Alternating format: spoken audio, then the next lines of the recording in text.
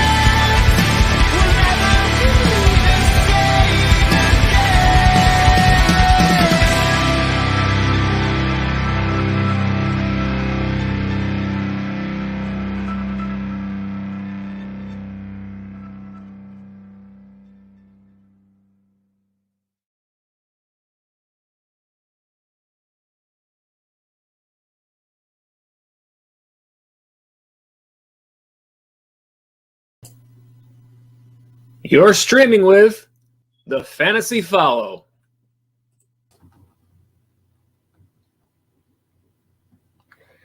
It's Waiver Tuesday. Time to get your teams ready for that Week 10 W. Taking a look at the top 5 players for you to add off the waiver wire, and it starts right now. It's a big day of football. You can do this. Make those good decisions. There's never a better time than this week.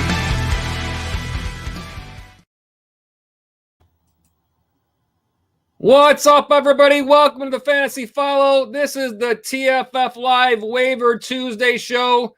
We're here to get you ready for Week 10 fantasy football action and take a look at your top 5 players to target on the waiver wire as we get ready for another week of fantasy football. As always, we are here for your comments all show long. We've got it pinned in your chat area right now on YouTube. The live chat is open. Feel free to drop us a chat throughout the show. Even if we are doing other content, we will get to your chats as soon as we can.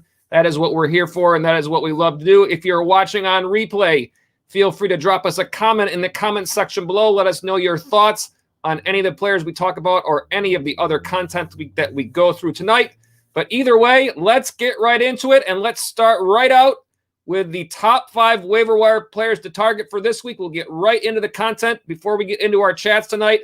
So starting off right away at the number 1 spot, our top player to target on the waiver wire this week is Pat Freiermuth, tight end from the Pittsburgh Steelers. Freiermuth has been very hot at the tight end spot, certainly has gained more trust with Ben Roethlisberger as the season has progressed. In the Monday Night Football game you guys all watched against Chicago, 6 targets, 5 catches, 43 yards, 2 touchdowns. He has had double-digit fantasy points now in each of his last 3 games. And in those 3 games, the targets that he saw were 7, 7, and 6 for those target totals. So certainly he has been involved in the offense there. Unfortunately, we had an injury to Eric Ibron, who didn't play last week. Certainly that has impacted his level of volume as well, most likely in that offense. And as we always do when we talk about the waiver wire players, it is not only what they have done, but it's what they have to look forward to, talking about their matchups. And for Freiermuth, again this week, a great matchup in terms of numbers against the LA Chargers, who are currently allowing the 3rd most fantasy points to the tight end spot. So certainly Freiermuth has been playing well and a great matchup ahead. After that, Cincinnati, Baltimore, Minnesota. Cincinnati at 24, but then Baltimore at number 1 in terms of fantasy points allowed to the tight end spot. So certainly a nice little run here for Freiermuth. We expect his good play to continue. He earns the number 1 spot on the waiver wire players to target for Week 10. At number 2, we got Rashad Bateman from the Baltimore Ravens, wide receiver. Bateman has been playing well since picking up this season, mid-season here in this last game against Minnesota. 8 targets, 5 catches, 52 yards. In his last 3 games, Bateman target share 6, 6, and 8, and fantasy points in those 3 games, 7, 11, and 10. Again, Rashad Bateman rises to number 2 on our top 5 this week, not only because what he's done, but he has got a great run of games ahead. The next 4 games for Bateman: Miami, Chicago, Cleveland, and Pittsburgh. Miami currently allowing the 3rd most fantasy points to the wide receiver spot. Chicago at 7, Cleveland at 16, Pittsburgh at 10. This is the time to pick up Rashad Bateman. Expect him to continue his good, solid play with a nice run of matchups. You can slot him into your lineup moving forward from here. So Rashad Bateman, we've got at number 2 on the top 5 waiver wire players for this week. At number 3, we've got Dearness Johnson from the Cleveland Browns. Not the first time we've talked about Dearness Johnson this year. This time it's, again, a little bit unfortunate here. Kareem Hunt still out to injury, and now Nick Chubb, it looks like it's going to be under the protocols. And most likely will not be able to play in this game. And that means Dearness Johnson, so long as he is also still able to play, is basically the only guy in the backfield there for Cleveland in a run-first offense there. We saw what Johnson already did when given that opportunity. Even in this last game, 8 rushes, only 16 yards against Cincinnati with Nick Chubb in the lineup. But again, this is probably a one-game thing for Johnson. It is a pretty nice run for Cleveland should he happen to play more than one game. This next week in Week 10 against New England, 17th, so right in the middle in terms of fantasy points to the running back spot. But after that, Detroit at number 2, Baltimore at number 9, and then they have a bye. So should Dearness Johnson remain in that lineup beyond this game, a couple of really nice games after that. So certainly, even if it's a one-game option here for Dearness Johnson, very worthy of making this top 5 list this week. At number 4, another running back, Mark Ingram from now the New Orleans Saints. Got to get used to saying which team Mark Ingram is playing for. He's kind of bounced around of late, including last year and this year.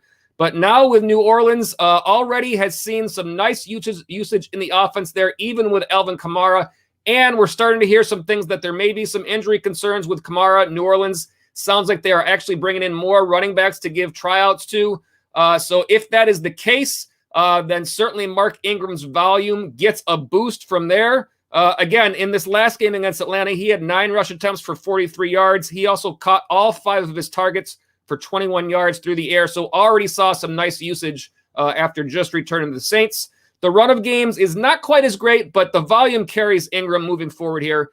Tennessee in Week 10, they're at number 25 in terms of fantasy points allowed to the running back spot. That is the 8th fewest. The matchup not as great, but again, the volume should be there if Kamara especially does not play. The next game against Philadelphia, currently giving up the 5th most fantasy points to the running back spot. So a nice matchup there. Then you have Buffalo at last, and then you have Dallas at 9th fewest. So some good opportunity based on volume and at least one nice matchup there in the run. Obviously, keep an eye on your information to see what the status of Alvin Kamara is moving forward.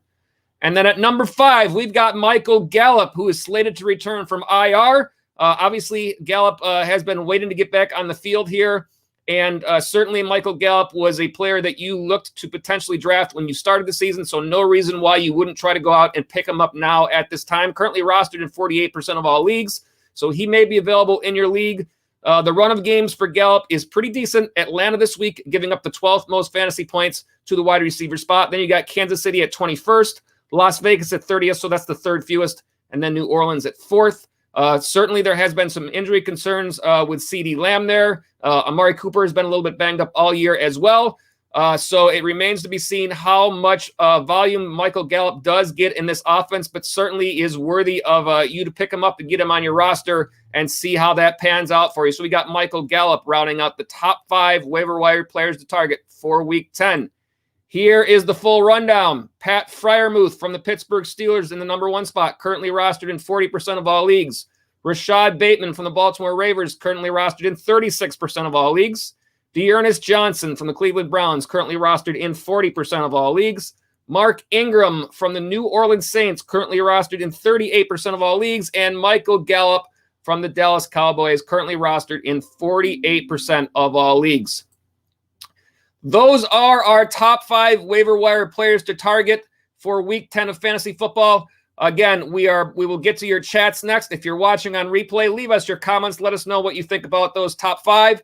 We will have some bonus names for you in addition to the top 5. We will do those later on in the show. We will get to your chats first, and we will work in those bonus names a little bit later on. We wanted to get you the top 5 first before we jump on over to start out with our chats. All right, we got a chat here from Cash Money Wilson. Welcome to the stream, one of our regulars, Cash Money Wilson.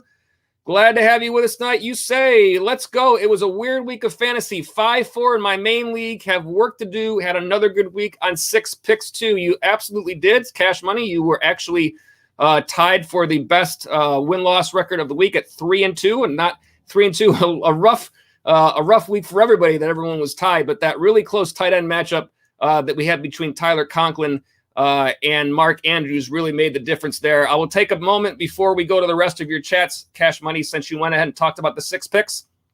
We'll go ahead and promo that game really quick. For those of you that hasn't seen the game yet, this is the thumbnail that we had for last week.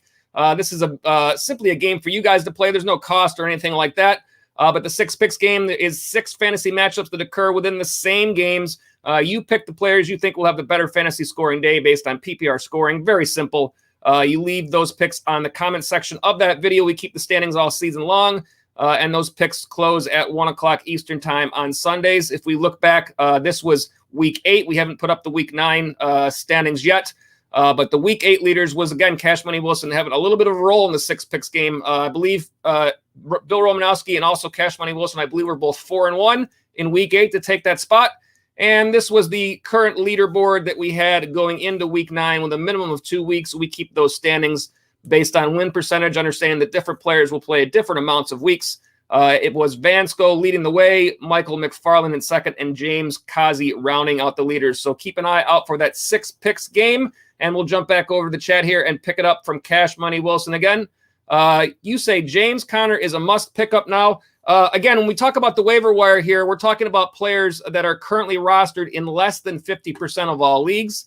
If you are rostered in over 50%, then you simply don't end up making this top 5. I definitely agree with you, Cash Money Wilson, that James Conner is an absolute must, at least for the next few weeks. He's certainly been playing great already, but now with that injury to Chase Edmonds, we would definitely expect the volume to increase for James Conner. A player that did not make this list is Emo Benjamin from the Arizona Cardinals. I think there is some potential there, and it remains to be seen what kind of work he gets now if they try to stick with kind of a 2 running back committee, or if it does end up being Conner getting the bulk load of the work. Again, James Conner currently rostered in 92% of all leagues.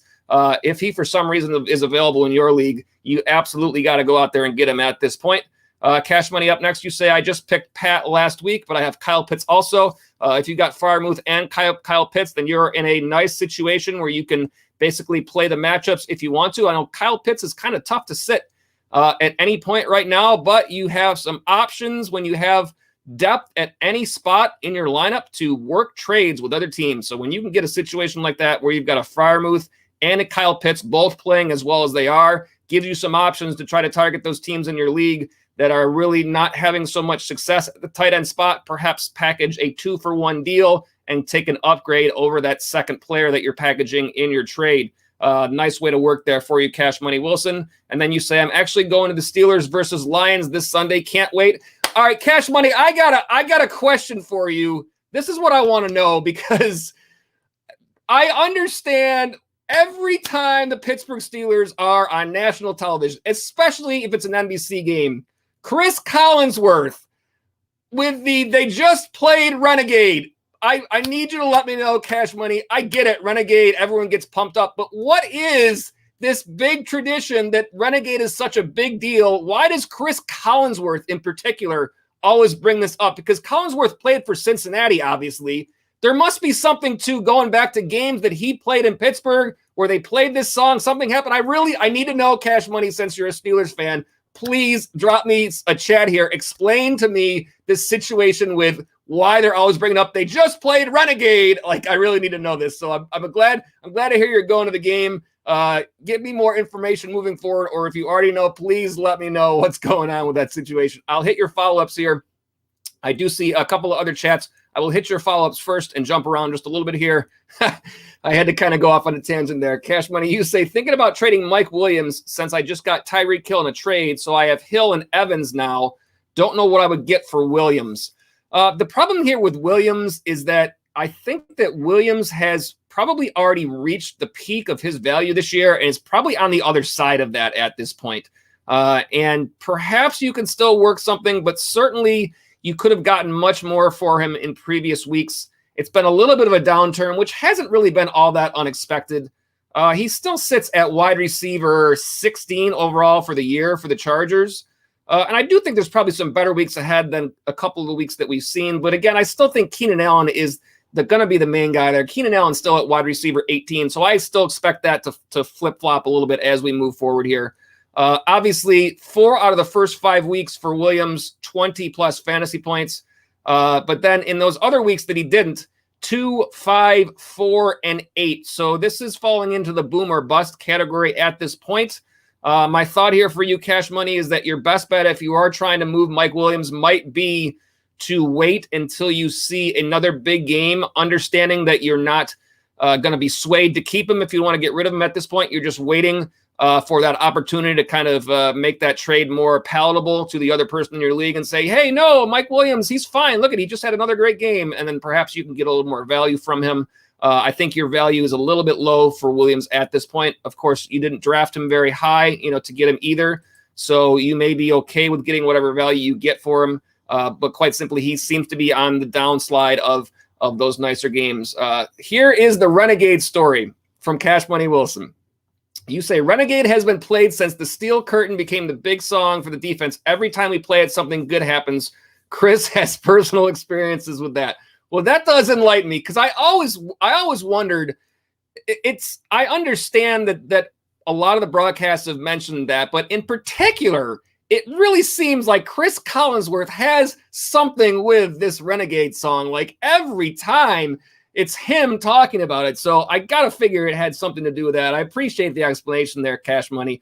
We'll be looking forward to when we hear that Renegade song played in that next game there. And we'll see what happens in that game while you're there. Steelers versus Lions. Hey, make a fantasy follow sign and hold it up in the crowd and see if you can get on camera while you're there. That's what you should do. We could certainly try to figure out if we can get that. I don't know if we'd have the rights to actually put that video on our live stream. We probably would get in trouble for that. But still not a bad idea. Good luck with that game there. Did I say Titans? I think I was thinking Titans. I see Steelers versus Lions. Should be a good game against a team that you probably are going to be in good shape against. Thank you, Cash Money Wilson, for the chat. Glad to have you back as always. We got a chat here from. I still don't know exactly how to say your name, your YouTube account name here. 10-inch to MFN. So I'm curious as what the exact way that you're looking for that to be pronounced here. I'll take anything you got for me. But either way, glad to have you back, 10-inch. Also seems that looks like you've been moving right along pretty well in that 6 picks game. I'm sure better weeks are ahead in that for you as well. Your chat here tonight, he says, hey, man, what do you think about the Cook situation? I have been seeing some of these tweets come in tonight about what's going on with Delvin Cook. I don't know full details yet. It looks like it's not. I can't say I know for sure what the situation is, but from the couple of tweets that I've seen just scrolling through my feed without really looking into it, it seems like perhaps you know more than I do. Feel free to give me more information in the chat as well. But it sounds like there's some sort of a personal situation going on off the field. And again, when we have situations like that, it's difficult because, this football thing is just a game. This fantasy football thing is just a game. When there are real life situations that go on, we can't put them in the same context. And without knowing much more about it, I don't know if this is something where Cook is being accused of something or information is starting to come out of a situation that we didn't know about. So I don't know how much I can really comment on that at all right now without knowing more information. Obviously, it's something worth monitoring. Again, it's tough to put it in the same context with fantasy football. But we've seen if you talk about it in terms of like when Cook has missed games before, we've definitely seen that Alexander Madison has stepped right in there. So in terms of that, it's in terms of fantasy football, you have to monitor it. In terms of real life stuff, again, I don't know the full situation. I don't want to certainly say anything that's not the right way to think or look at things right now without knowing that. So we'll definitely continue to look and see what's going on with more information on that. Let me see if there are any follow-ups on that. I don't see that, but I do see a follow-up here about Emo Benjamin has identical height, weight, 40 time as Edmonds. I think that this is going to be. I'm very curious as what's going to happen. I'm looking up on my other screen here just to check on Emo Benjamin here. My thoughts here are this. I talked about this on a little bit on last night's recap of the week here.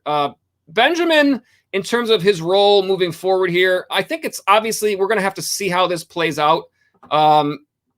With Chase Edmonds being the guy that was the pass catcher of the two between Edmonds and Connor, If this were going to work out to where Benjamin had a decent role while Edmonds is out to injury, then you would hope that he was kind of playing that similar role to Edmonds. Because if it's going to be groundwork, they trust Connor. You know that he is their guy on the ground. In this last game, the work that Benjamin got was only on the ground. He didn't see any targets.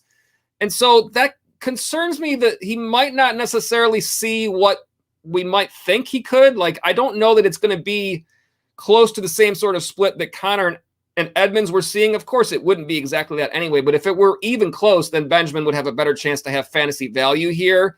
I think that it's likely not going to be as close because if it were the case, I would have thought that Benjamin would have seen some of those targets in this last game when Edmonds got hurt, and it doesn't seem like he really did fulfill that role at all in that game. So that if that being the case, if Connor, who I think Connor is a very capable pass catcher out of the backfield as well, it's just simply that Arizona doesn't really use him that way as much. But I think that Connor, if he does get that work, then Benjamin's going to simply turn into a guy that kind of spells Connor from time to time, not necessarily like a third down back, not necessarily seeing the same sort of value that he could if that was the way they were going to use him. So perhaps this turns into more like a 75-25 split. If it did go the other way and it was closer to that 50-50 split, then yeah, we could see some value for Benjamin. It might be worth a flyer on your waiver wire this week. Certainly he didn't crack the top 5 because of those things. But I think it's a name to watch. And if you're going to pick up a guy early, this would be the time to do it. So I think there is some potential out there for Emo Benjamin just to see what happens there. Let me see if there are any other follow-ups here from you, 10-inch. No, they are not. Appreciate the thoughts there, 10-inch. Glad to have you back, one of our regulars. And good luck. Keep on cracking in that 6 picks game. Like I said, I think I put it in your comments there that you're just looking for this big comeback, setting up the rest of those players at this point. So yeah, keep it rolling over there. And appreciate you being on the stream with us again tonight. All right, Cash Money Wilson says, I will try to do that. I got you with the sign. That would be fantastic if we saw a fantasy follow sign in the Pittsburgh game there. Jumping around here a little bit before I go back. Again, I do like to jump around a little bit in these chats. I don't intentionally miss anybody. So if I do miss anyone, just tell me like, hey, Joe, you missed mine. But a lot of times I will try to get the follow-ups while we're talking with the same people as we go through these. So it's never intentional. Just let me know if I do that, but I do see the other ones here. You say it's Renegade is just a song to get the fans going. It fires up the team a little. I think I remember Chris fumbled against the Steelers after Renegade was played. Okay, interesting. I might have to look up and see if I can find that clip somewhere because it's, again, just such curiosity because, if he'd only said it once on the broadcast, that would be one thing, but it just seems like every single time. And you say that led to the Steelers winning the game and getting the division title. All right, this is getting much clearer at this point. I suppose I probably could have just researched it and figured it out, but it's a lot easier. It's a lot better to just find out from an actual Steelers fan. So I do appreciate the information, Cash Money. Again, we'll be looking for the next Renegade playing in that game while you're there. Moving over to Blammo Time, another one of our regulars back with us. Welcome back, Blammo Time. Glad to have you back on the stream tonight. You say, glad I'm able to catch the live stream and going to do pick 6 this week. Awesome. Renegade reminds me of when Bills upset them in Pittsburgh a couple of seasons ago. All right. Are we, Blammo Time, are we a Bills fan, perhaps? I know a lot of you guys that are regulars, that I'm up in Buffalo.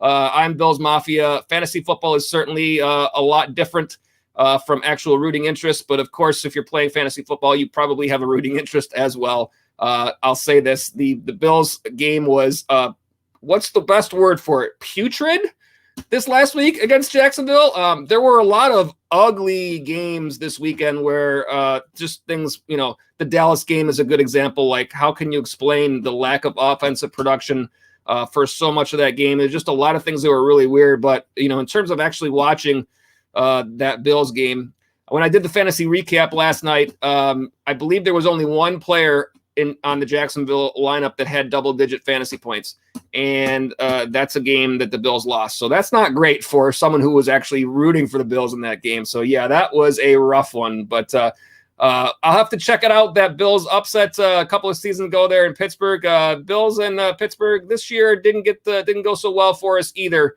But hopefully we can turn it around at some point here. Whoops, jumped around to the wrong one here. Second chat here from Blammo Time. So you say, also, do you think I should go for Rodgers if he starts? The dude is going to want to shred, but I do have Cousins and Wentz as options for starter. It does sound like the reports that we're hearing is that Rodgers himself may be trying to at least hold out a little bit on starting before he is sure that he's ready. It does sound like that it's not just a protocol situation, but perhaps he is actually having. I know we all wish that we didn't have to deal with this situation with this pandemic, and just it's awful. And again, real life situations, and we hope that those people who are out there who are really struggling or really are in bad situations or been impacted, in much worse ways by the pandemic. We certainly, hope and feel for everybody that's in that situation. This football thing is just a game. So we, hopefully everybody is healthy and safe. With Rob, I think if he plays, I think it's not all that much different from another injury. If the teams say that they're good with them playing, in terms of your fantasy football, you got to be good with them playing as well. I just don't think that these teams are going to really go out there for the most part and put players out there if they're not ready to go. The McCaffrey situation being a little bit different, because it's weird that they kept saying McCaffrey was on his way back when he really wasn't. It looks like at least he actually is on his way back at this point. So that's better off. As far as what we can do, for curiosity's sake here, we'll put the matchups up here on the left side of your screen in terms of fantasy points allowed to the quarterback spot. We do have those all ready for this week, so we can take a look at those. Let me get on my other screen up here the rundown of games so that we can take a look at how these fall here. All right, calling that up here. Let's see, in Week 10, Green Bay, that is the 4:25 start on Sunday, home against Seattle. Fantasy points to the quarterback spot. Where does Seattle fall? They fall at 21st, middle of the road. Rodgers is the type of player who is going to overcome tough matchups. Another report that we're hearing now at this point is that it looks like Odell Beckham is favoring the Green Bay Packers for a potential landing spot there. So there is going to be some fantasy impact there. I would think it's a good thing for Rodgers. I don't know how it impacts Devante Adams, since Devante Adams is pretty much the guy that sees pretty much all of the work there. We'll see how that plays out. But that is what it sounds like is going down at this point. I don't believe that he has signed yet, but it does sound like this is the way he's leaning, and it pretty much is a situation where it's his choice at this point since he cleared waivers. In terms of your other two players there, Kirk Cousins for Minnesota, let's see, where do they fall? LA Chargers, 4:00 game on the road, and the Chargers on the left side of your screen, 29th, so that is fourth fewest fantasy points to the quarterback spot. Not a great matchup there for Cousins. And then Carson Wentz for Indianapolis, home game against Jacksonville. Hopefully they do a little better with the Jags than the Bills did. That's a 1:00 game on Sunday, and Jacksonville fantasy points to the quarterback spot at 12th there. So just below the green, a better matchup there for Carson Wentz. If you had to go a different direction there, or if Rodgers did not play, I would think that probably Wentz would be your choice there. Although Cousins has been playing decent, Wentz has been playing pretty decent as well. I think they're probably both in this, without actually looking up their stats, I think they're probably both right around the same range there. So at least you've got some decent options there, Blammo time, if you should have to go a different direction. Follow-up here says, I am Bills Mafia all the way since the first Super Bowl when I was 12 or so. Awesome. I'm from South Carolina, and Panthers weren't around then, so fate kept me from being a Giants fan. Let's go Buffalo. Well, it's always good to have another Bills fan on the stream. I don't tend to go too overboard with, rooting interest, because like I always say, fantasy football is totally different. Other than the fact that pretty much all last season I was, if you were with us on last season's streams, I was pretty much all over the Jets and the Adam Gase debacle. I can't tell you how many times that I must have talked about that. That really wasn't anything in terms of a rooting thing. It just was a fact that I thought that Adam Gase really wasn't a very good coach. There's going to be other situations where coaches fall into that same area. I think Robert Saleh has done a better job there with the Jets. To me, the coaches that have fallen into that area this year for me, guys like Urban Meyer, who taking out of consideration the off the field stuff, which I don't even like. I don't even like to comment on stuff like that. I don't know what's going on there, but some of the stuff that he's done on the field with the different decisions and early in the season with quarterback competitions with your guy that you drafted number one, like what I just don't get it. So that hasn't been great there. And I think that Matt Nagy is another guy who is in line for just how well have things been handled there in Chicago with the quarterback situation and all that. Just strange stuff. So we see it every year. But certainly Adam Gase got the brunt of a lot of my jokes last year on the stream. I lose out on having those jokes to go to now that Adam Gase isn't there anymore. So, but at any rate, Blamo time. Glad to have another Bills Mafia on the stream here. Appreciate it. Hopefully we have better games ahead than we had against Jacksonville. And certainly for all of you that have different rooting interest out there, hopefully the same thing for your teams as well. Let me see who's up next here. LeBron's Brain. It looks like you've got another chat here from LeBron's Brain up next. You say, do you think Dalvin's domestic situation has any impact on fantasy?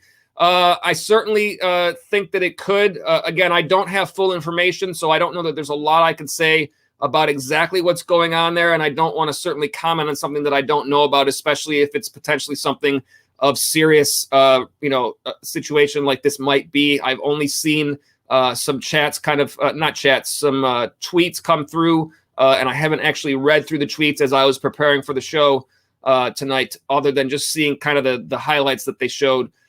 So again, I don't know the exact situation there.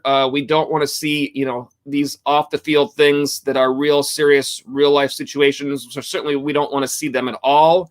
And it's hard to put them in the same context of talking about something that's just a game, especially when we're talking about a game like fantasy football is, right? But if we just take all that out of play and just consider, if Delvin Cook doesn't play, just like it was an injury or something like that, then we've seen Alexander Madison do quite well when he's had the opportunity in that offense. Again, Minnesota, a lot like Cleveland, a run-first offense. So it's not like they're going to spread that volume around a whole lot. If it has to be Madison, they're going to roll with him. And he becomes a guy that you look to on the waiver wire as well right now. So perhaps that's something that you continue to monitor with the waiver claims going through tonight. And I want to say that Alexander Madison is likely rostered in a little bit higher amount. Let me go ahead and check on my other screen to see how what percentage Alexander Madison is currently rostered in. 46% of all leagues on Yahoo right now for Madison. So he certainly probably is out there in some leagues and would be worth a thought. I definitely think that some things could be in play for Madison. And that's about as much as I can say in it, because I simply don't want to comment on something that I just don't know what's going on, especially if it's potentially something of a serious matter. Again, fantasy football wise, keep an eye on your notifications. And if that becomes an Alexander Madison situation, then you guys know what to do. That's why you have the waiver wire. That's why you do your homework. I certainly think that there's that Alexander Madison is a fine player there for the Vikings as well. Thank you for the chat, LeBron's Brain, and welcome back. Glad to have you on the stream again tonight. Next up, we go to Vansco. Vansco, welcome back, one of our regulars and the current leader in. Well, I shouldn't say the current leader. Well, actually, I didn't do a new graphic for the new leaders, but I did actually record the numbers here. So let me just call up my actual standing sheet on my screen here and see, Vansco, if you are still in the lead, Vansco. So nice work there, because the minimum amount of weeks, we are raising it from 2 to 3 this week. So you have a couple of players who are percentage-wise ahead of you, but haven't played enough weeks to make the board yet. Vansco in there at 22-17 right now, 564 win percentage in the 6 picks game. So keep it rolling, Vansco, but you've got some challengers on their way through for you. And your chat here, you say these last few weeks have been rough for me. Got to stop the bleeding. I'm not sure if you're referring to 6 picks or if you are referring to, I know, Vansco, that you are a Rams fan. And yes, that was rough against the Titans. Not good at all. Not much worse than what it was for, probably not even quite as bad as what it was for that Bills game that we watched. But either way, Vansco, it was rough for everybody in the 6 picks game. And much like it was rough for a lot of you out there with your rooting interests in real football this past week. So hopefully this is just kind of a halfway point of the season thing where some of these teams who, kind of feel like they're in good spots and maybe have started to relax up a little bit. Hopefully that's a little bit of a wake-up call. I think that's going to be the situation for us here for the Bills. I think you guys will be fine there for the Rams. And again, as far as the 6 picks game, I'm sure you'll be fine in that as well moving forward. Welcome back. Glad to have you on the stream tonight, Vansco. Next up on the chat here, we've got Forgive Jonah. Looks like you might be a new viewer. Welcome to the stream. I'll take this opportunity to say, for those of you who are new viewers, we are glad to have you along. If you enjoy our content and you haven't done so yet, please feel free to subscribe to the channel so that you can get those notifications for whenever we have new content. And as well, if you enjoy what we're doing, if you want to drop us a like, we appreciate the likes and the subscribes. They definitely help out the channel a ton. So we do appreciate all of you that are regulars and that are new viewers that are with us as well. Forgive Jonah, you say tonight, should I trade Tony for Ridley? I can afford to have someone sit out a few weeks. I'm going to look up my reports because I don't want to give you the wrong information here on Calvin Ridley, but I do believe that Calvin Ridley did announce that he is going to sit out the remainder of the season for Atlanta, and not for injury reasons, for personal reasons. And so obviously, again, want to hope that everything's okay there with Calvin Ridley. And that is not a football situation, so it's difficult to put it in the same context, but I am going to look up the report here. Falcons placed wide receiver Calvin Ridley on the reserve NFI list. Ridley will now miss at least the next 3 games as he steps back from football and focuses on his mental health. I'm reading this directly from the Yahoo report, and it doesn't say who this report credits. I usually do like to credit whoever this is from. Looks like it's from NBC Sports, but doesn't say a person's name. It says he will miss at least the next 3 games as he steps back from football and focuses on his mental health. Ridley's timeline following the minimum 3 games missed is unclear, and fantasy managers should plan for the possibility that Ridley may not return at all this season. Ridley is first eligible to return for Week 12 against the Jaguars. Kyle Pitts and Cordaro Patterson obviously serve as the Falcons' top playmakers in Ridley's absence. That is the report on Yahoo. That kind of falls right in line with the things that I've heard. Is that it sounds like that Ridley is deciding to step away from football for the year. Again, we hope that all is well and wish him the best with that. I certainly don't think that if you wanted to take a shot on trying to make this sort of a deal, I think you could certainly do this, because at this point, you're probably not playing Kadarius Toney. He's been fairly up and down in terms of his production. You probably have better wide receivers to go to. And again, if things did turn around for Ridley, then it would give you the opportunity to use him further down the road in your roster. So I don't think it's unreasonable to make this sort of a deal here at all. If you were in a bad spot where you needed the wide receiver depth, then it might be different. But like you said, you can afford to have someone sit out a few weeks. And if he doesn't come back and play, then you simply are going to move on and continue, working your way through the players that you do have or other players on the waiver wire. So again, difficult to talk about these situations in terms of fantasy football because it's, we don't know what's going on with Ridley and we hope everything's okay there. So that's first and foremost always. And in terms of what we do here in our fantasy football leagues, we move forward. We don't want to see those situations, but the game does continue. Unfortunately for what might not be a good situation there for Ridley. Again, hope that things are okay there on his behalf. Thank you for the chat. Forgive Jonah. Welcome to the stream. Glad to have you with us tonight, and hope that your fantasy football season is moving along with a nice record so far. Drop us a chat and let us know where your standings are in the season overall and how well you're crushing that competition there. All right, let's do this. Let's put up the original notification here for all of you guys, letting you know this is pinned in your chat there on YouTube.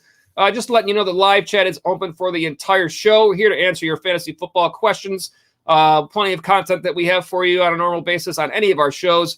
But as I always say, we would always rather be talking fantasy football with you guys than just talking to you guys.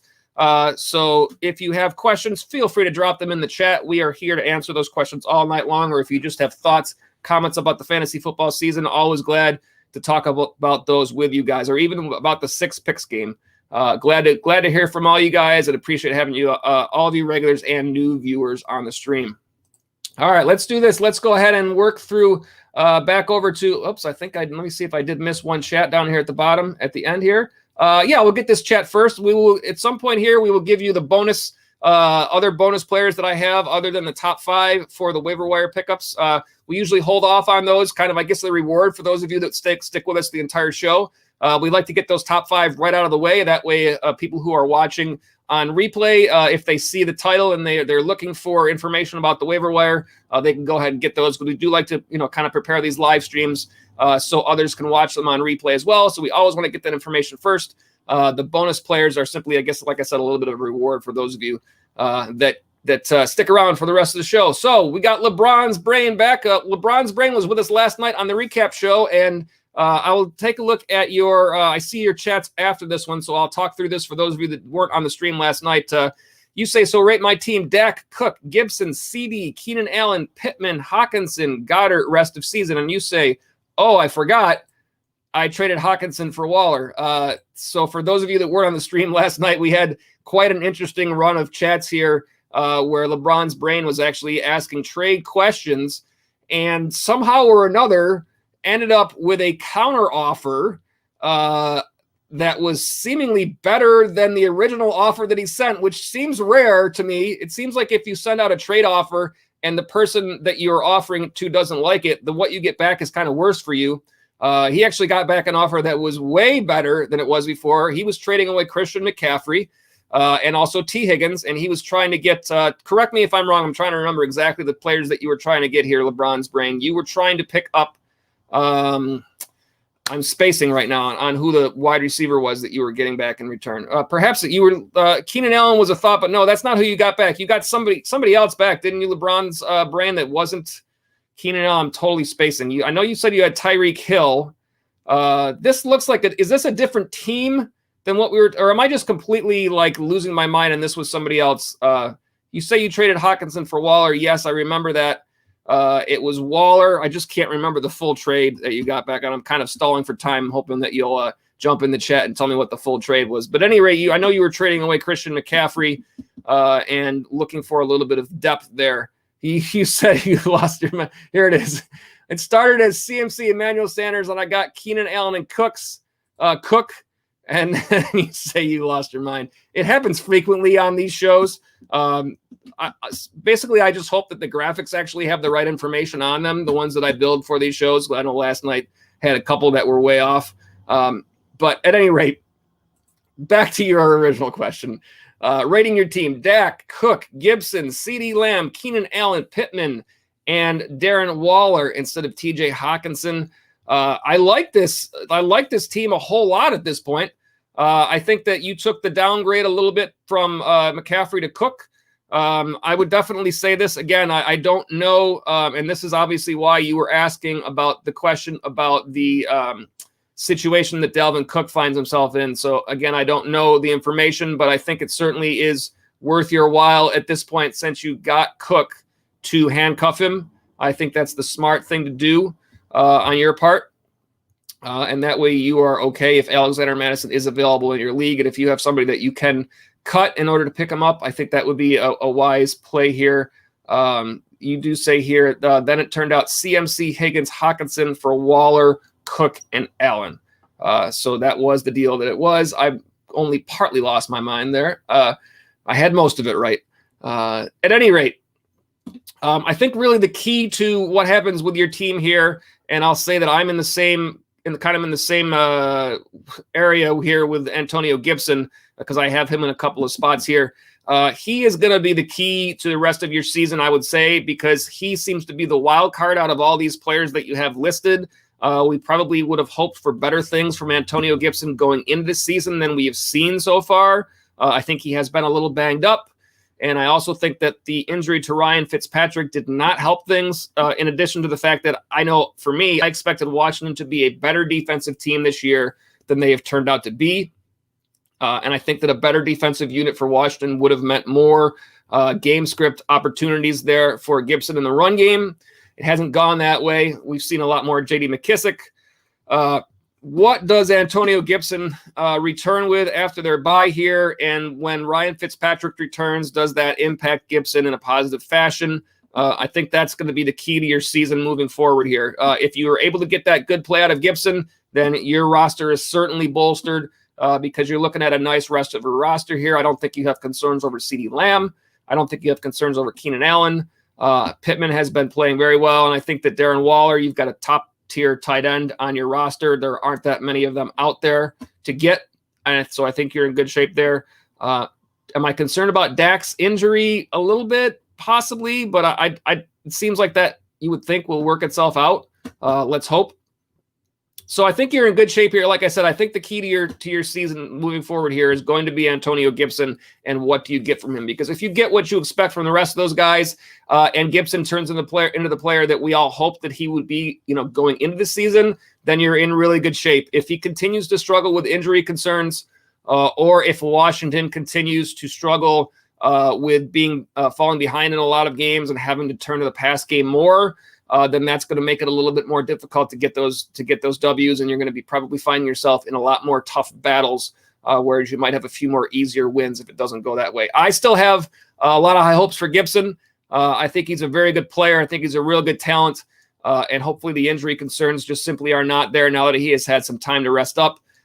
If the bye week did not give him, let's put it this way, if the injuries that they are dealing with, if a bye week wasn't enough for him to be better off, it's a long season. I think we're in bad shape with our Antonio Gibsons at this point, because that's only going to linger and potentially get worse, especially when there are no more weeks off and we're only in week 10 of a 17 game, 18 week schedule. So that's going to be difficult, but we will see what happens there. Let me see what your follow-up here says, is that you've already made up your mind that I'm starting Melvin Gordon over Gibson this week. Am I crazy? Again, I do jump around on these chats. I'm not, if I do miss anybody, let me know. It's not intentional. I see the other ones when I do jump around, but sometimes when we get done with a particular, theme here, when I go back, I sometimes miss out. So if I do that, just tell me, hey, Joe, you missed mine. But I do see the other ones there while we continue with LeBron's. Let me call up on my other screen. And as you see there on the left side of your screens, on the left side of your screen, is fantasy points allowed to the running back spot. These are the current numbers that we look at when we talk about matchups. Gibson and Gordon are the two players we're talking about here. So we start with Washington home against Tampa Bay. It's 1:00 on Sunday. Tampa Bay is tough against the run, as we know.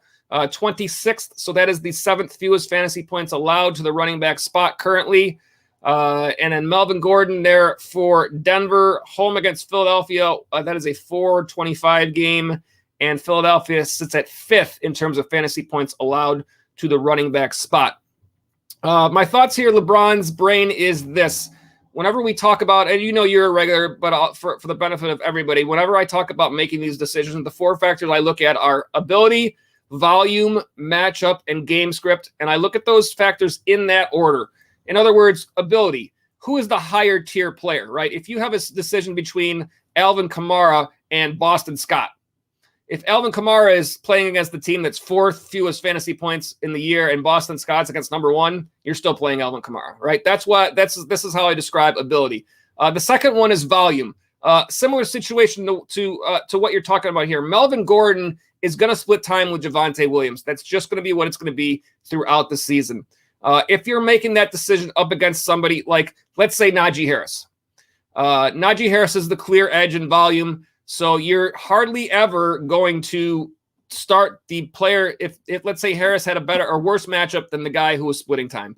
Most of the time, you're still going to play that guy that gets all the volume, because the more opportunity, the better of a chance to overcome that bad matchup. Perhaps the matchup comes into play, but you're still going to trust that guy who has more opportunity. I bring that up here because of this. The matchup is better for Gordon than Gibson. Do I think that Antonio Gibson has the edge in volume over Melvin Gordon? Yes, potentially. I know that there's a J.D. McKissic there to worry about. But in terms of volume, if you were to compare, let's take a look at our running back stats for the year, and let's compare Melvin Gordon to Antonio Gibson, wherever he falls here. Gibson, 111 rush attempts this year. Target-wise, not a lot, only 21 targets for the year. And then when I scroll down and look at Melvin Gordon, let's see, where does he slot in here? Is he actually, let me find him. Sometimes looking around, he's 15. He's actually higher up on the list than Gibson right now. Gibson currently running back 22. He has had his bye week already, and Gordon has not. So that's why he's a little bit higher. But Gordon averaging 13.1 and Gibson averaging 12.0. So in terms of averages, this is not an unreasonable thought here. Gibson has had 109 rush attempts this year. And Gordon has had 109 rush attempts. Gibson has had 111. So actually, in terms of the rush attempts, Gordon has had one more game. But if you look at it, it's 9 games. If it were 10 games, it would be right at 10 rushes per game. For Gibson, it's 8 games. That's right around, I would say, what would that be, 13? I was told there would be no math. 80, another 24. That would be somewhere around 14 attempts a game. So slightly a little bit more work for Gibson. A part of that has been game script. I would think that he's in line for more of that, and injury also. So far, Gordon actually, do I expect Melvin Gordon to finish the year ahead of Antonio Gibson in terms of fantasy points scored for the year? That's what I'm looking at. Again, it's not a projection. It's where they stand in terms of the points they've scored. No, I expect Antonio Gibson to finish the year with more fantasy points than Melvin Gordon. Right now, he is not, and he's had his bye already. Gordon averaging 13.1 and Gibson averaging 12.0.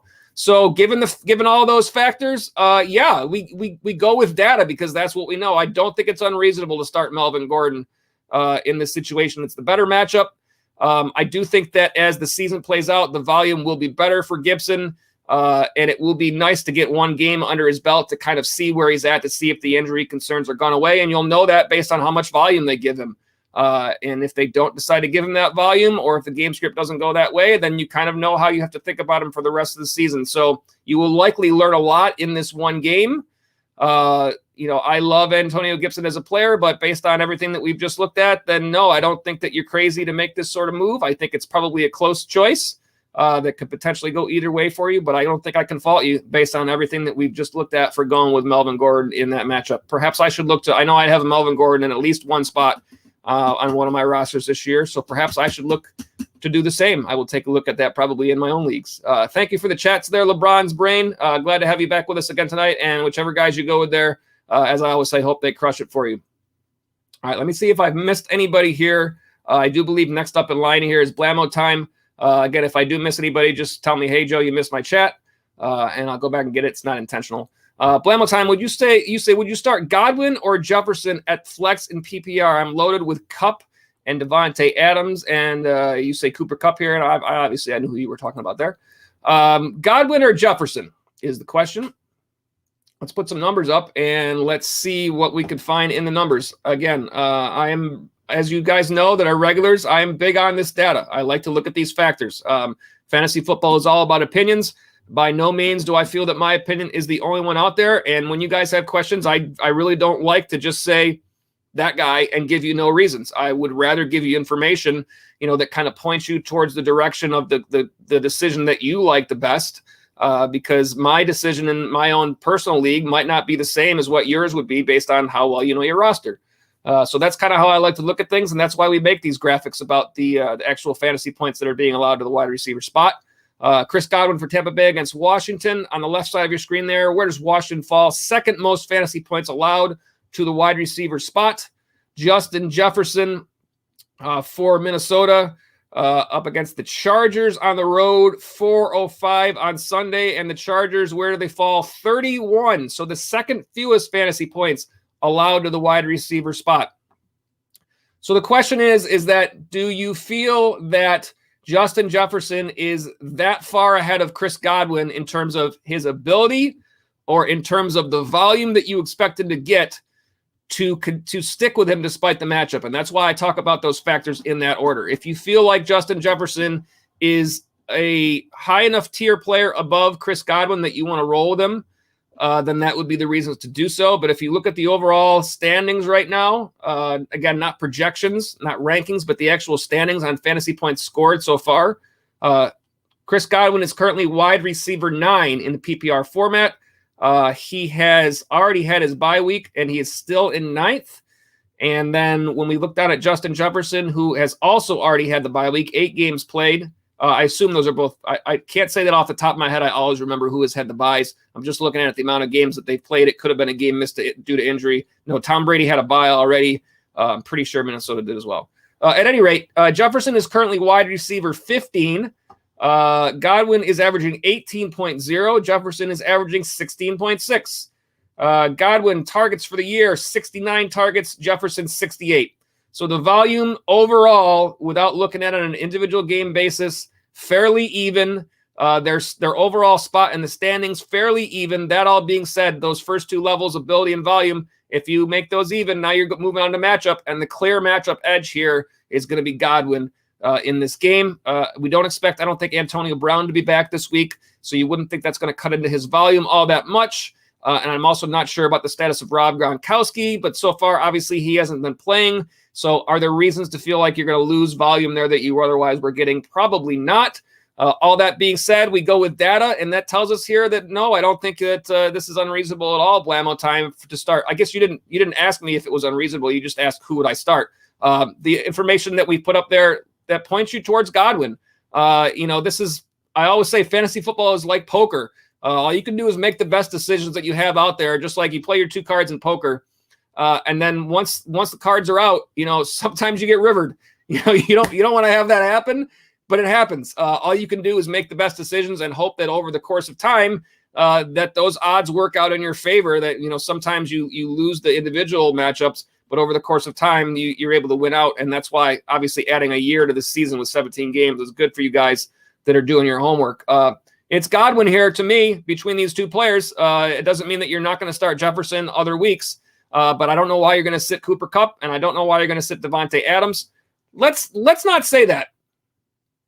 If Aaron Rodgers doesn't play this week, then you might be sitting Devontae Adams and playing Justin Jefferson. That is something to keep an eye on here. Last week with Jordan Love, obviously the what you get out of Devontae Adams is not going to be the same. 14 targets last week for Adams, only 6 catches, 42 yards, fantasy points 10. His lowest fantasy point of the entire season for Devontae Adams. It's going to be close if that were the situation, if you decide to go that way. The matchup, Seattle against Green Bay home game, 425. Seattle sits at 18, so right in the middle of the road. I know the matchup would be quite a bit worse for Jefferson against, the Chargers, who are second fewest, but I don't think it would be unreasonable to consider going that direction based on what you find out about Aaron Rodgers. So I would keep that in mind, Blammo time, as you look forward to the rest of the week. I think that if Jordan Love does not play, then clearly Devontae Adams, I don't know why you're not going to go with him here. And again, what we talked about with the matchups there, I think does favor Godwin. Hope that helps you out there, Blammo time. Whichever guys you go with there, hope that they do crush it for you. All right, next up we got Trey on the stream. Welcome, Trey. Looks like you might be a new viewer. Or if you have been here before, then welcome back. But if you are new, welcome to the stream. Sometimes some of you guys that when I say you guys are new, you may have watched the stream before, but not necessarily dropped us a chat or whatnot. But either way, glad to have the chat from you tonight, Trey. You say redraft half PPR, Nyheim Hines versus Jacksonville, or Antonio Gibson versus Tampa Bay. Let's take a look. Oh, I'm sorry. We got a quick follow-up here. You say it is full PPR, actually. So we'll go back and we'll treat it that way. We'll put up some matchups on the left side of your screen to help you through this decision and look at these 2, starting with the Indianapolis game. That is home against Jacksonville, 1:00 game. Fantasy points allowed to the running back spot on the left side of your screen. Jacksonville sits at 19th, so right about the middle of the road there. Gibson against Tampa Bay. Obviously, the Bucs notoriously tough against the run. That is a Washington home game at 1:00 on Sunday, and Tampa Bay sits at 26th, 7th fewest. My thought here is this. I think that you probably feel more comfortable with slotting in Antonio Gibson on a week-to-week basis than you do Nyheim Hines. There obviously are going to be weeks when Hines plays well, but there are also going to be weeks where he just doesn't get that sort of opportunity because clearly Hines is more the pass catcher out of the backfield. And if it's a game script-wise, a game where Indianapolis is ahead and just simply running the ball, that's going to be mostly Jonathan Taylor. We know that. We've seen that already. In terms of where Hines falls overall for the year right now, he is currently running back 37 for the year. He's averaging 8.0 for the season. When you look on a game-to-game basis, I suspect what we're going to see is kind of that same situation. It's very up and down. A couple of really nice weeks. He had 21 fantasy points against the Jets. High-scoring game there, 6 targets. Essentially, his targets have even been up and down, which basically tells you how he's being used in that offense. If they need him, he's there. If they don't need him, he might not get the work. Gibson falls right now at, running back. What did I say? It was 22. I think you simply just trust, even though the matchup is more difficult, I think it's tougher to understand when Nyheim Hines is going to have those big games. And so it's just picking him out. If you don't have a better option, then I think he certainly slots in as a nice flex play. And sometimes he's going to have the big games. And sometimes you just have to live with the fact that he's not every week going to have the same involvement. I would expect Antonio Gibson to have much more consistent involvement in the offense on a week-to-week basis. Therefore, that involvement means more opportunity And I think that's enough reason to make you take Gibson here, even though the matchup is worse. Again, we talk about those 4 factors: ability, volume, matchup, and game script. This is kind of a volume play. I mean, you just kind of don't know when Hines is going to have work and when he's not going to see as much work. And in this game, Indy against Jacksonville, I mean, given the fact that Buffalo struggled with Jacksonville last week, you never know, but you would expect Indianapolis to handle this game and be in the lead for most of it, which means a lot of run game, less pass game work. Those games where Indianapolis perhaps trails and has to play from behind, those are the games where Nyheim Hines looks for more opportunity. Again, difficult to predict that, but you have to think kind of that this is a run game week for Indianapolis and perhaps a little bit less for Hines. And so based on all of that, I would lean towards Antonio Gibson here. Even though the matchup is more difficult, you just have to hope that the ability of the player and the extra volume is enough for him to overcome that bad matchup and get you the points that you're looking for there, Trey. Hopefully that helps you out there. And whichever guy you go there with, Trey, hope that they do crush it for you. Good luck in that fantasy matchup. And thank you for the chat. Glad to have you on the stream as well. We got Trilly Seb here on the stream. Welcome back. Let me, real quick before I go to Trilly's, I see Trey says thank you. And as I always say, when you guys say things, I like to say thank you guys right back because, again, we have lots of content. We would always rather be talking fantasy football with you guys than just talking to you. So you guys really do make the shows, and we appreciate you being on with us. Trilly Sub is here. Welcome back, one of our regulars. And you say tonight, Mark Andrews, and this is a trade question, Mark Andrews and Stefan Diggs for Darren Waller and Mike Williams. Who wins that trade? I think that the Andrews-Diggs side is the better side of this deal, Trilly Sub. I don't think that – I do think that Waller is a little bit of an upgrade from Andrews here, but I don't think the upgrade is significant enough to offset the downgrade from Diggs to Williams. And I know that Williams started off the season really hot, and I know that Diggs has not played as well as you would hope for the season. I think that both of those things at some point do even themselves out over the course of the year.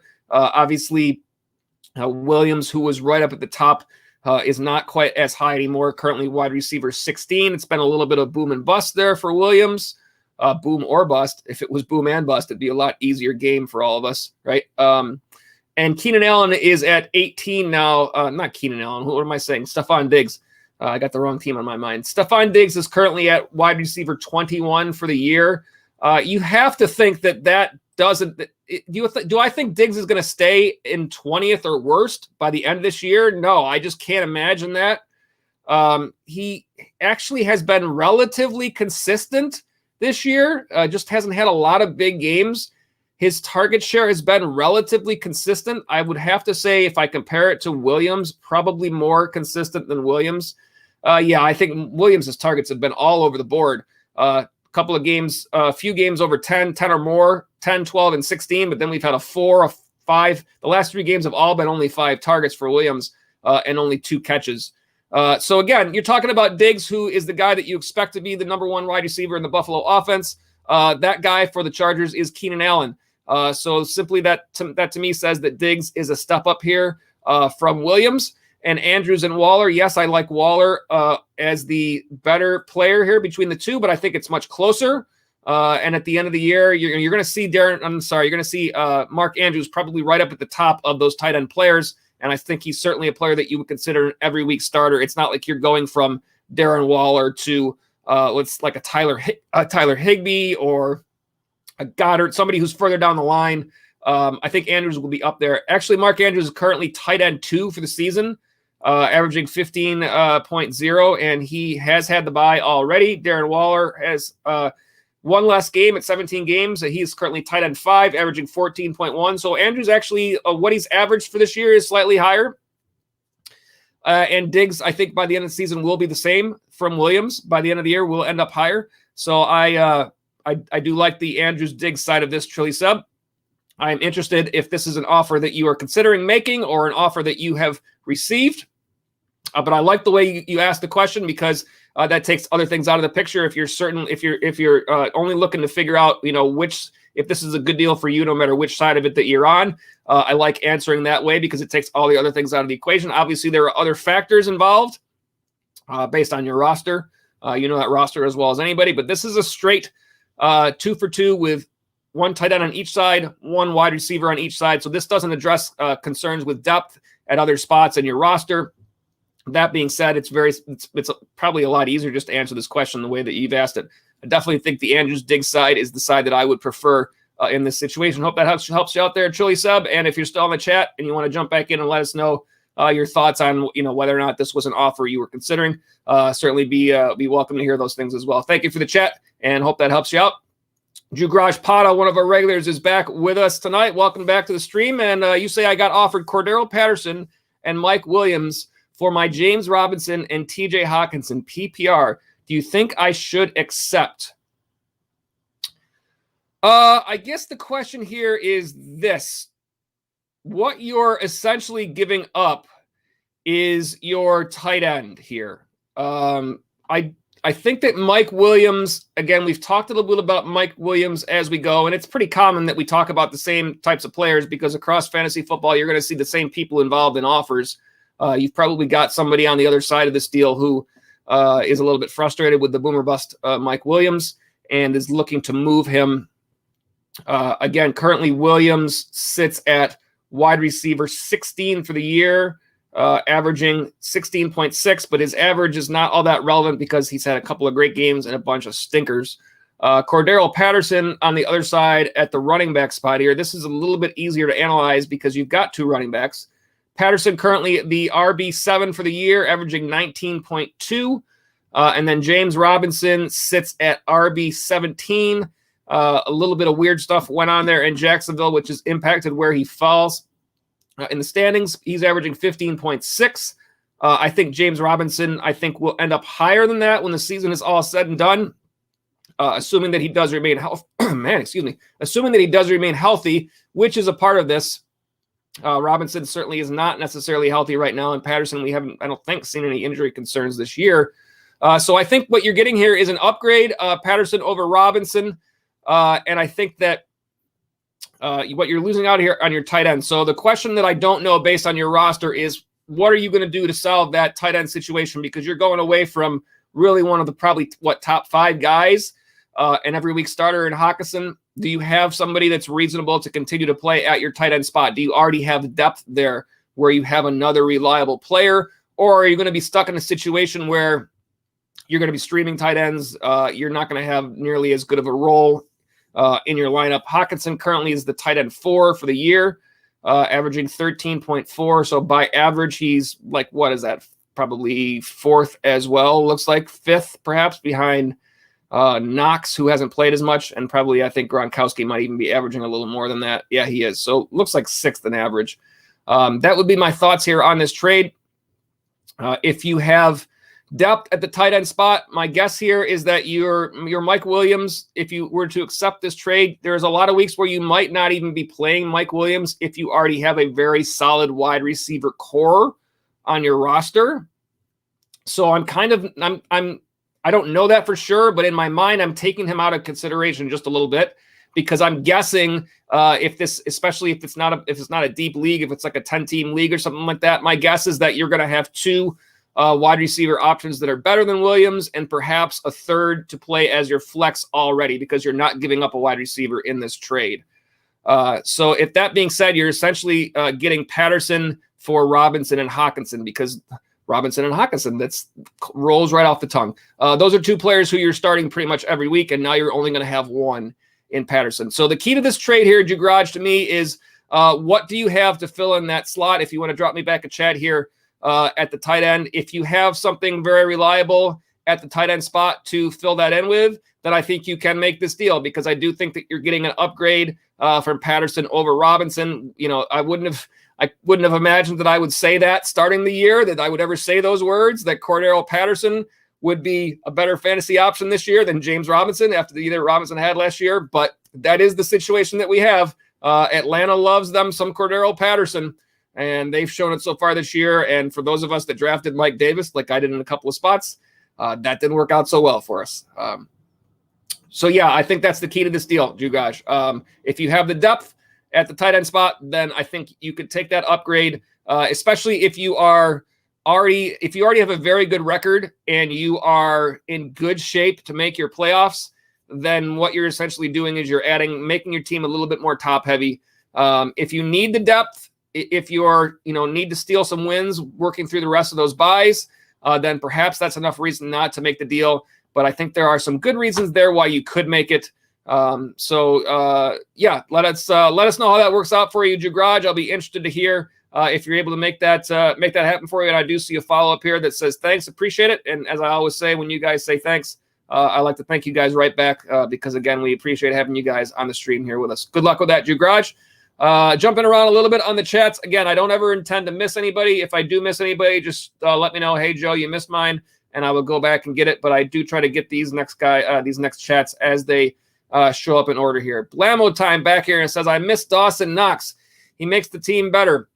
He probably makes your fantasy football team better also, at least how he's been playing so far. I thought it was, unfortunately, the way this was going to play out in terms of fantasy for Dawson Knox, it's with the injury, we kind of don't know because a little bit earlier in the season, I know that right around the same time that Dawson Knox was starting to make an impact was the same time I felt that Dalton Schultz was making an impact. And I talked about those two players a lot because I personally thought for fantasy purposes that Dalton Schultz would have the more consistent amount of output throughout the course of the season than Dawson Knox would. Even though Dawson Knox had some big games, I kind of felt like there were going to be weeks where Knox just simply wasn't utilized as much in the offense, and Schultz might have a more consistent role in that Dallas offense.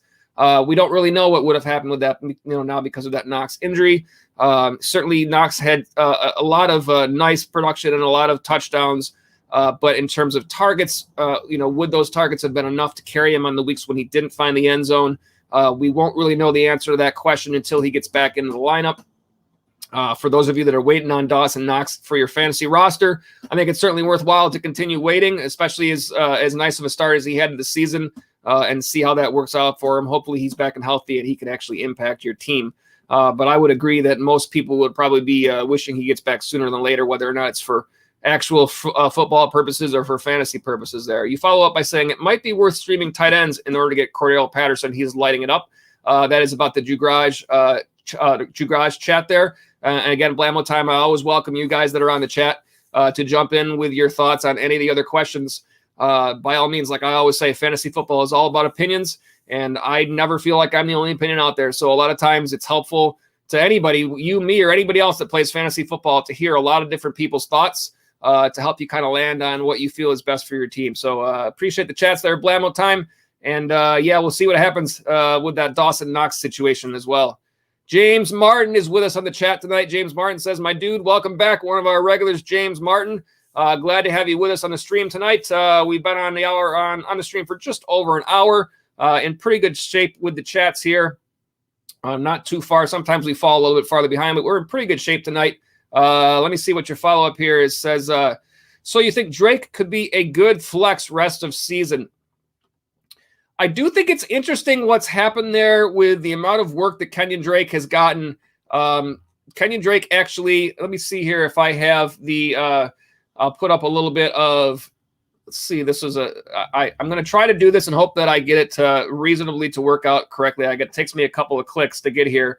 But if we call up from the show yesterday, the recap show, let's go ahead and let's see. Let me see if I got this right. Here we go. Hit that button there. There it is. Waiver Tuesday. I got the right title. So far, so good. And here is the recap from yesterday from the Las Vegas game. Boom. Look at that. Graphics are in the right place. They have the right numbers on them. We like that when that happens. This is this last game from Las Vegas. Kenyon Drake and Josh Jacobs. You see there, Drake with the edge in terms of fantasy points, 16 to 13.5. I think it's interesting that Drake is starting to see enough work that he can actually get to that level where he has the edge. If I take a look at the actual numbers, Josh Jacobs overall for the season is running back 27. He's played 6 games from injury. He's averaging 14.8. Kenyon Drake is running back 28. His average is a little bit lower, 10.8. We look at this last game in terms of the amount of work that they each got. It was Jacobs with 13 rush attempts for 76 yards, 4 catches on 4 targets for 19 yards. Didn't find the end zone, and that was where he ended up with that 13.5.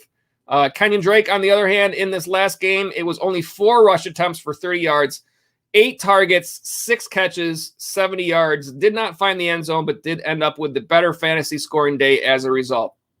What do I think this means for how the two of these guys play out for the rest of the year? I think you can start to think about Kenyon Drake like you would think about the other guys who are in a similar role, like a J.D. McKissick, like a Nyheim Hines. There will be weeks where they are probably going to get the better side of the fantasy points.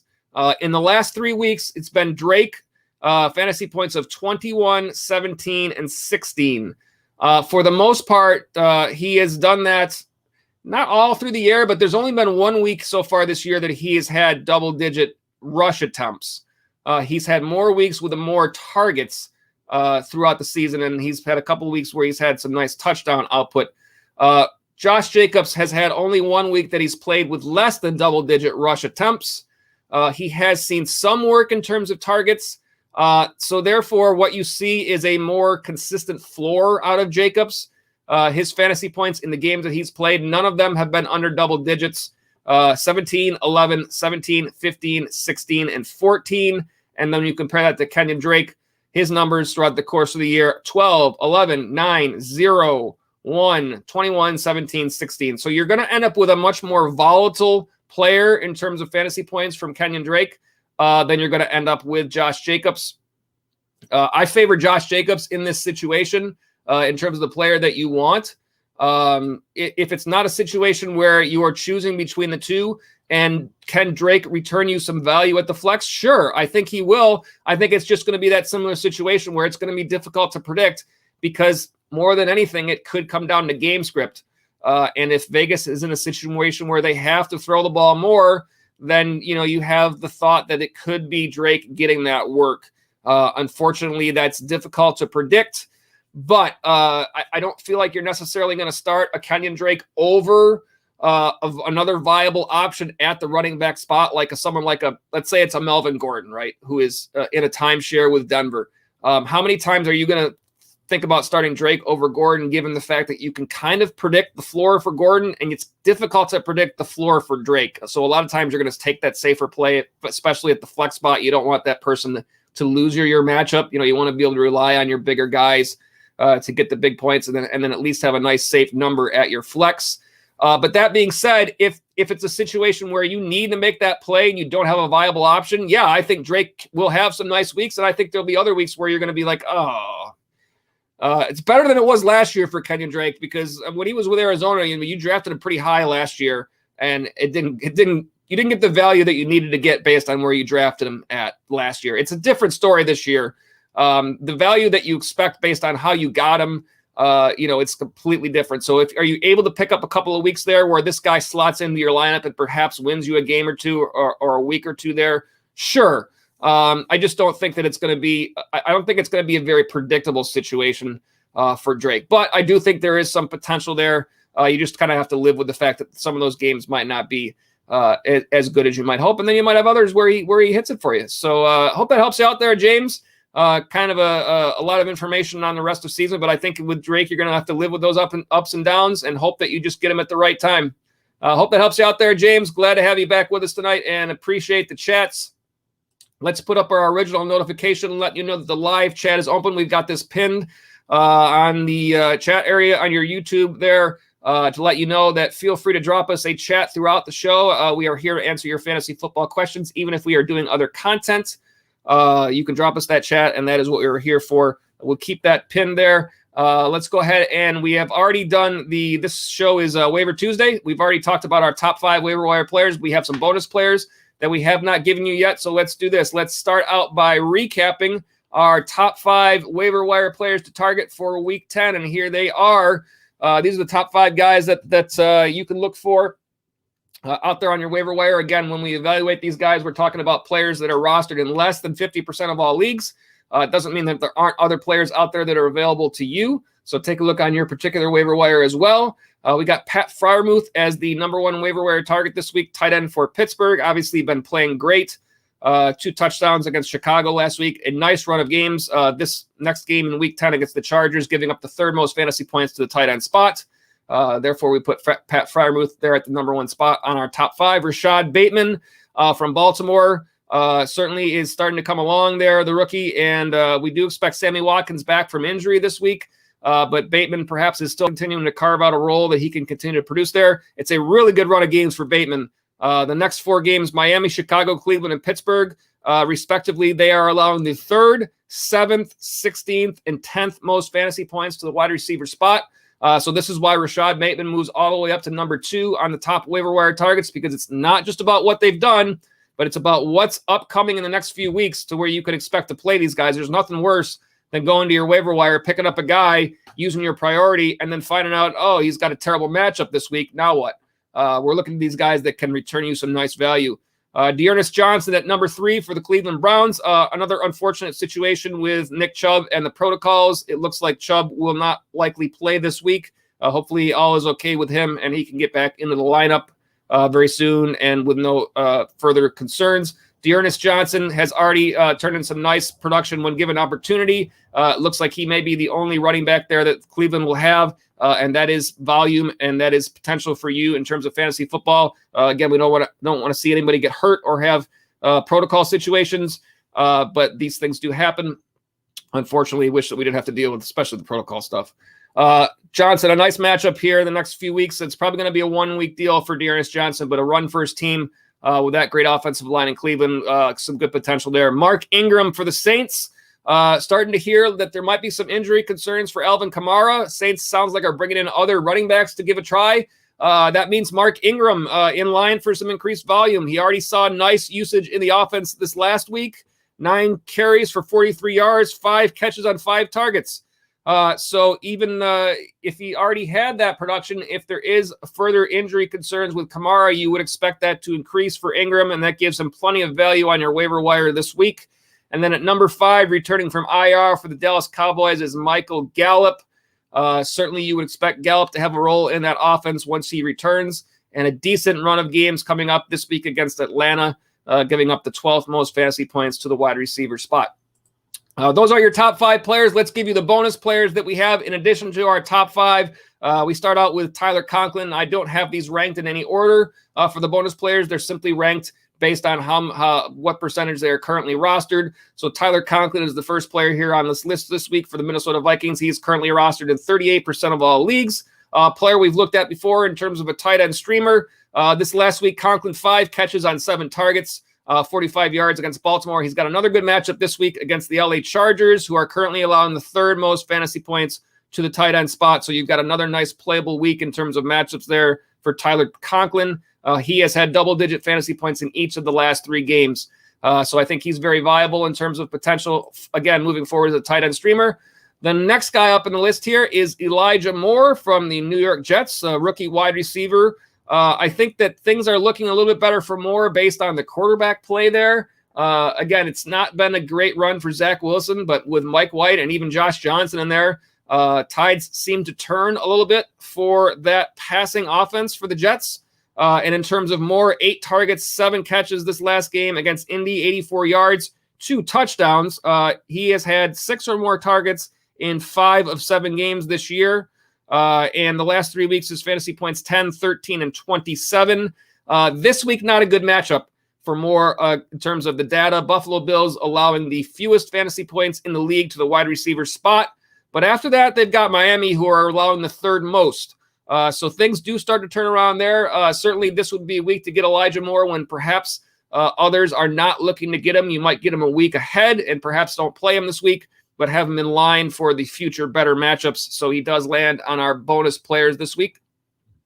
Dan Arnold, another guy on our bonus waiver wire players from the Jacksonville Jaguars, tight end there, currently rostered in 27% of all leagues. Arnold last week, 7 targets, 4 catches, 60 yards against those Buffalo Bills. He has had double-digit fantasy points in 3 of his last 4 games, and his target share in those 4 games, 8, 5, 10, and 7 in that order. So you like that amount of usage in terms of looking for a tight end that you can play.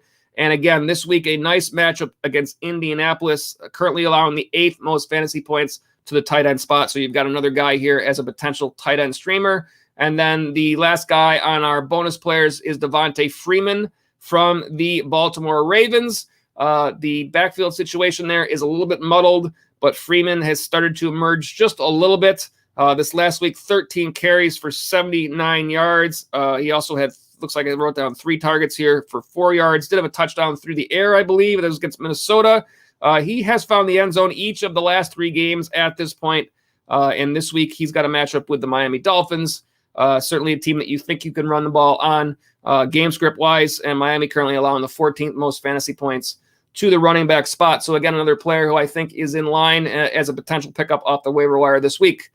Our bonus players, to recap: Tyler Conklin, currently rostered in 38% of all leagues, tight end from Minnesota. Elijah Moore, wide receiver from the Jets, currently rostered in 27% of all leagues. Dan Arnold, tight end from Jacksonville, currently rostered in 27% of all leagues. And Devante Freeman from the Baltimore Ravens, currently rostered in 20% of all leagues.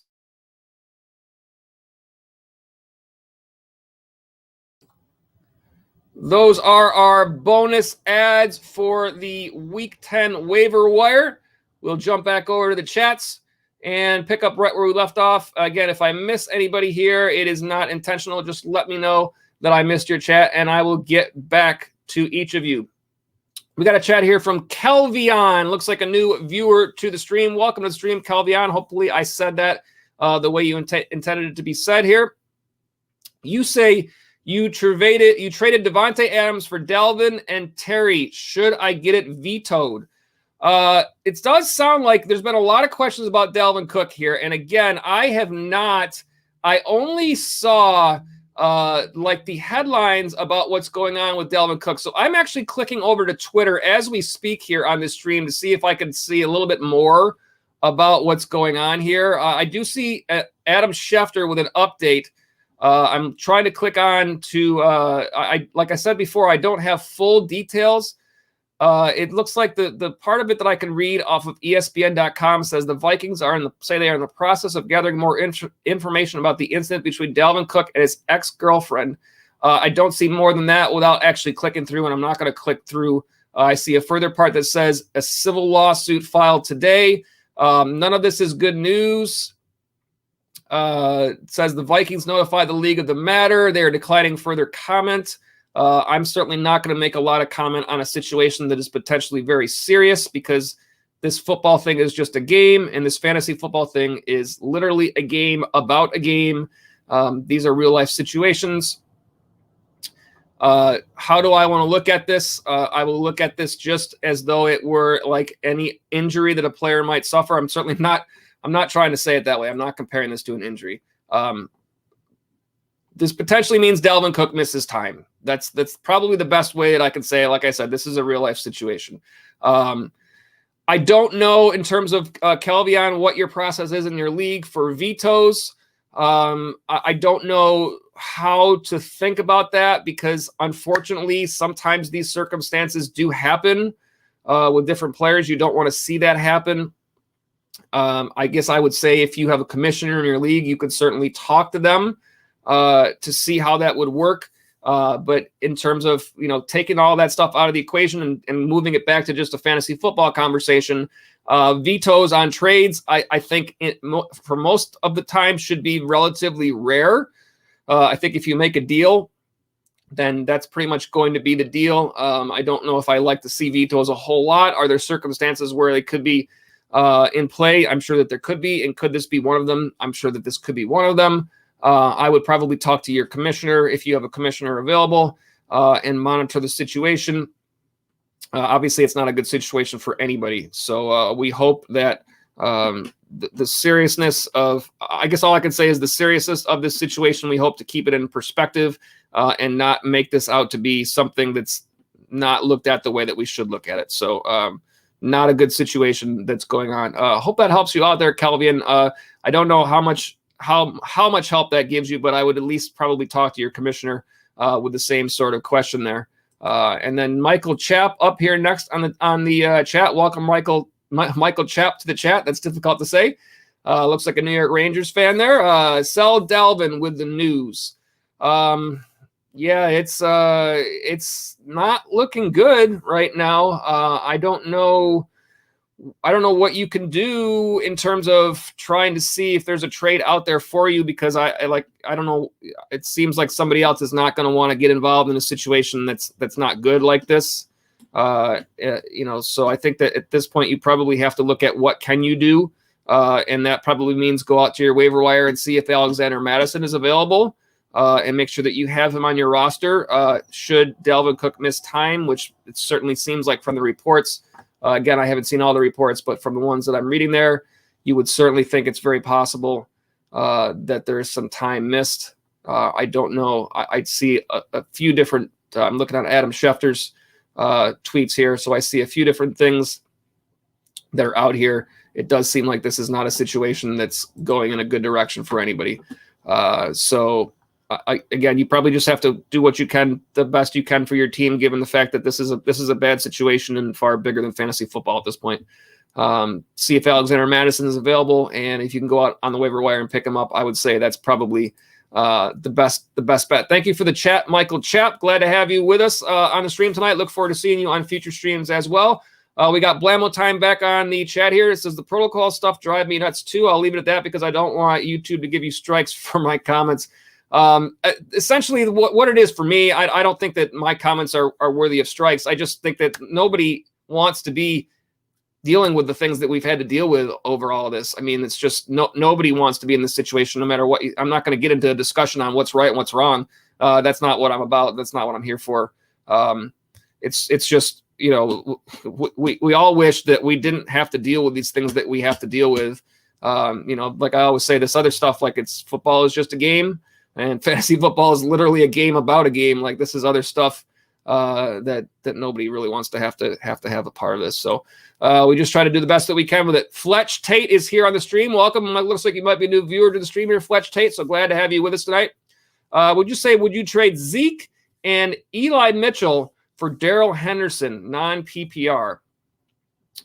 My question for you, Fletch Tate, if you're still on the chat here with us, is to clarify if you are asking about acquiring. It sounds to me like you were saying, would you trade away Zeke and Eli Mitchell for Henderson, non-PPR? My instinct when seeing this, I'm going to look up stats on the other screen here, but my instinct when seeing this is it seems like you're giving away a lot of value here by trading Zeke and Mitchell for Henderson. I definitely like Henderson a whole lot. He's currently running back 12 for the year, and he is averaging 16.5 fantasy points. Zeke is running back 10, averaging 17.3. And then Eli Mitchell, where does he fall? 31st, running back 31. Again, these aren't projections. This is just simply where they fall in terms of fantasy points scored for the year. 13.5 is his average. So he's, if we were to order these by average instead of by overall points, obviously the overall points has more to do with how much, they may not have played throughout the season. He would be higher up in terms of average. That being said, I think that although I like Henderson a whole lot here, it seems to me like this is a lot of value here. Let me see what your follow-up here, Fletch Tate. You say you would be getting Mitchell and Henderson while giving up just Zeke. If that's the case, then yeah, that's a little bit different. I see. I'm reading this. I read it the wrong way. Would you trade Zeke for? Okay, now I got it. Thank you for the clarification there, Fletch. Sometimes when I try to read through these things, especially when I'm a little bit more keeping up with the chats tonight, but sometimes we get behind on chats and I try to read these too quickly. You're acquiring Eli Mitchell and Darrell Henderson for Zeke. Yeah, especially if you need depth at the running back spot. A lot of times when we talk about these different types of trades, I like to look at it this way. If you are a team that is solidly in your playoffs, if you have a great record, if you feel like you're coasting your way through, then the type of deal that you want for your team is the deal where you are acquiring one player and potentially trading away two and getting the clear-cut best player in the deal. Turns your team into a little bit more of a top-heavy team with the understanding that you're probably feeling good that you're already in the playoffs and you want to really make that run towards your championship. The flip side of this is that if you are in the middle of the pack, let's say, and you need to fight for those playoffs, you need to make sure you have some depth so that you have the opportunity to swap out players based on who has a better matchup on a given week, or work your way through buys where you might be able to steal a win here or there. over another team that perhaps has more bye trouble in a given week than you do, then you want to be on the side of this deal that's getting the 2 and giving up the 1. Even if the 1 is the clear-cut best player in the deal, you're adding depth. You need to steal those wins to get to your playoffs and then do the best that you can at this point. So I think the key to this deal, Fletch Tate, is if you are in that situation where you are that person that needs that extra depth, then I think this is certainly a very good deal for you because I like both of those players. My only potential concern here is with Mitchell, with the return of Jeff Wilson to the San Francisco lineup. We don't know exactly how San Francisco is going to approach that. And we know that San Francisco is a team that can be difficult to figure out sometimes with their running backs. But that being said, you kind of have to trust what you've seen already from Mitchell this year and hope that you don't see weird, like what we call Shanahanigans that go on later on in the season. I do think these things could happen. I just don't know how you can work that into your thoughts. You kind of have to go with what you got and just understand and hope that it doesn't go that way because sometimes in the past it has gone that way. There are teams out there that are like that. New England is a team that's like that. Philadelphia is looking to be a team that's like that, where it's like, why are they playing like Kenneth Gainwell is playing well, and all of a sudden here's Boston Scott, and then the next week here's Jordan Howard. Like, what? Like, what are you supposed to do with that if you're playing fantasy? Like, it's very difficult. So you hope in this situation that Mitchell continues to have his clear-cut role. If that is the case, you got 2 guys with nice volume. Henderson, certainly, I don't think you have any reason to have those concerns. I don't think, I think there may have been some injury concerns earlier on the year, but it seems like he's in good spot right now. So therefore, in terms of overall value, I think you're getting plenty of value back here. I think this is a fair trade on both sides. The person that you're making the deal with here is getting a fair deal as well. They're getting an upgrade in Zeke. You're taking a slight step down, but as I said, Zeke is currently running back 10, and Henderson is currently running back 12. So it's a very small step down in terms of the data on what they have actually done so far this season. And I like Henderson and I like Mitchell. I think you can absolutely make this deal and feel good about your chances moving forward. I hope that helps you out there, Fletch Tate. And let me see, there's a follow-up here, and you say, thanks, bro. And I say, as always, thank you for being on the chat. As I always like to say when you guys drop a thanks, I always appreciate you guys being on the chats. I'll take this moment to once again say, any of you that are new viewers, we are glad to have you with us. If you haven't done so yet, and if you are enjoying our content, feel free to hit that subscribe button so that you can get those notifications whenever we have new content. We continue to be a growing channel, and as well, if you enjoy our content, drop us a like. The likes and the subscribes, as I always say, they really do help out the channel a ton. And so we appreciate all of you guys for being a part of the growth of our channel, and also glad to have you with us on these live streams and talking fantasy football with us. So appreciate it, Fletch Tate, for being with us tonight, and hope that you were able to crush it based on all those deals that you're working through your way towards your playoffs. All right, we've got Griffin Steigman here with us. Welcome, Griffin Steigman, to the chat tonight. You say, should I drop AP or Tony? My thought process here is this. Kadarius Toney he's had some good weeks, and he's had some other weeks where the involvement just hasn't been there. I think that's just the Giants offense in general. There's been a lot of injury concerns, a lot of moving parts. That's probably going to continue. We see Kenny Galladay working his way back in, Shepard, Slayton, all these other guys, Tony the rookie. We've seen some nice weeks, and then we've seen others where you'd like to be able to count on a guy like him if you need to slot him in, and it just doesn't end up being there. That's no fault of you as a fantasy player, or it's really no fault of anybody. I mean, this is just the way it is. In week 5 against Dallas, Kadarius Toney had 30 fantasy points, 13 targets, 10 catches, 189 yards. I think he did get ejected in that game, but that's neither here nor there, I guess. Since then, he has had 3 targets. He didn't play in week 7. He had 5 targets in week 8, and he got 1 target in week 9. What do you do with that? Is this a guy that you're going to feel comfortable playing, over any other option that's viable? Probably not at this point. I don't think you said the same thing about Adrian Peterson. I think Tennessee went out and got this guy for a reason. If they felt like they were going to simply roll with Jeremy McNichols to try to replace the unfortunately injured Derrick Henry, then you might not have seen this. But Jeremy McNichols is a different type of player. They went to look for somebody who could fulfill a role that was similar to Derrick Henry, and I do believe that means that they will feature him as best as they can, close to that role. Clearly, he's not going to be a Derrick Henry. You can't expect to find that value probably anywhere based on how well Henry had been playing. But I do think that in terms of the work that they get, the consistency of the work, and the floor that person can provide you, I think that's definitely Peterson over Toney here. I think Toney is there's just too much fluctuation going on. I think that down the road, you will be able to count on Peterson to have more consistent amount of opportunity in that offense. And that's not really even taking into account, the actual potential matchups that are there. I will look at that really quick if my computer cooperates with me, just to see if there's anything that says otherwise. Like if there is a line of great matchups for Kadarius Toney, then perhaps that's reason to think about keeping him. So I will look at the future opponents for Toney in the next. Let's see, they're on bye this week, so that means they have 7 games remaining. Counting up through week 17. 3 of those games show up in the green, and when I say in the green on Yahoo, that just tells you that it's a good matchup. And in red, 3 games in red, which are bad matchups. So 3 of each, and 1 that's in the middle for Toney. It's not like he has an outstanding run. Adrian Peterson will do the same thing, and we will look through his run of games in terms of fantasy points allowed to the running back spot. And again, in this week, a matchup in the red against the Saints. 8 games remaining through your fantasy football championship. 1 game in the green during that stretch, 2 games in the red.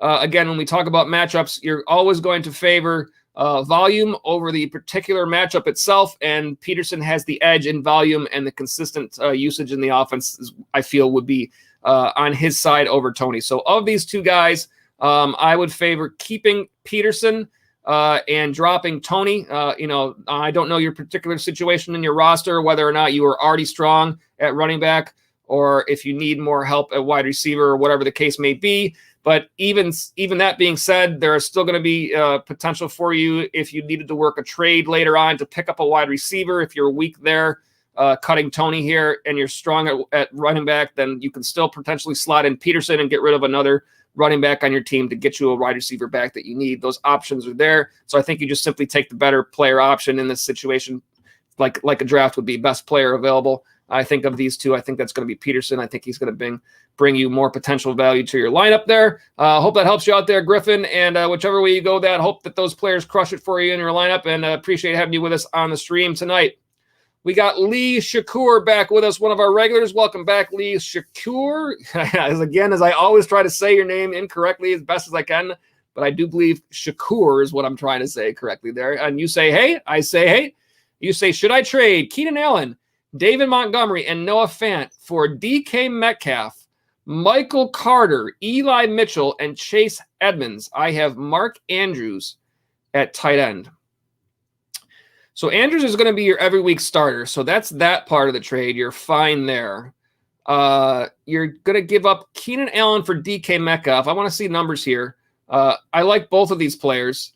DK is currently wide receiver 8, averaging 18.1. Keenan Allen is currently wide receiver 18, averaging 16.1. Slight edge to DK in that area.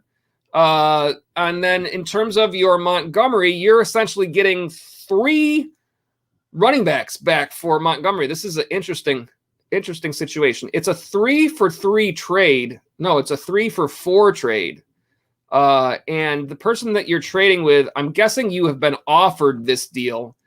They really want Montgomery because they've tried to give you a whole bunch of guys that they're hoping that you'll say okay to and be able to play. The problem here is that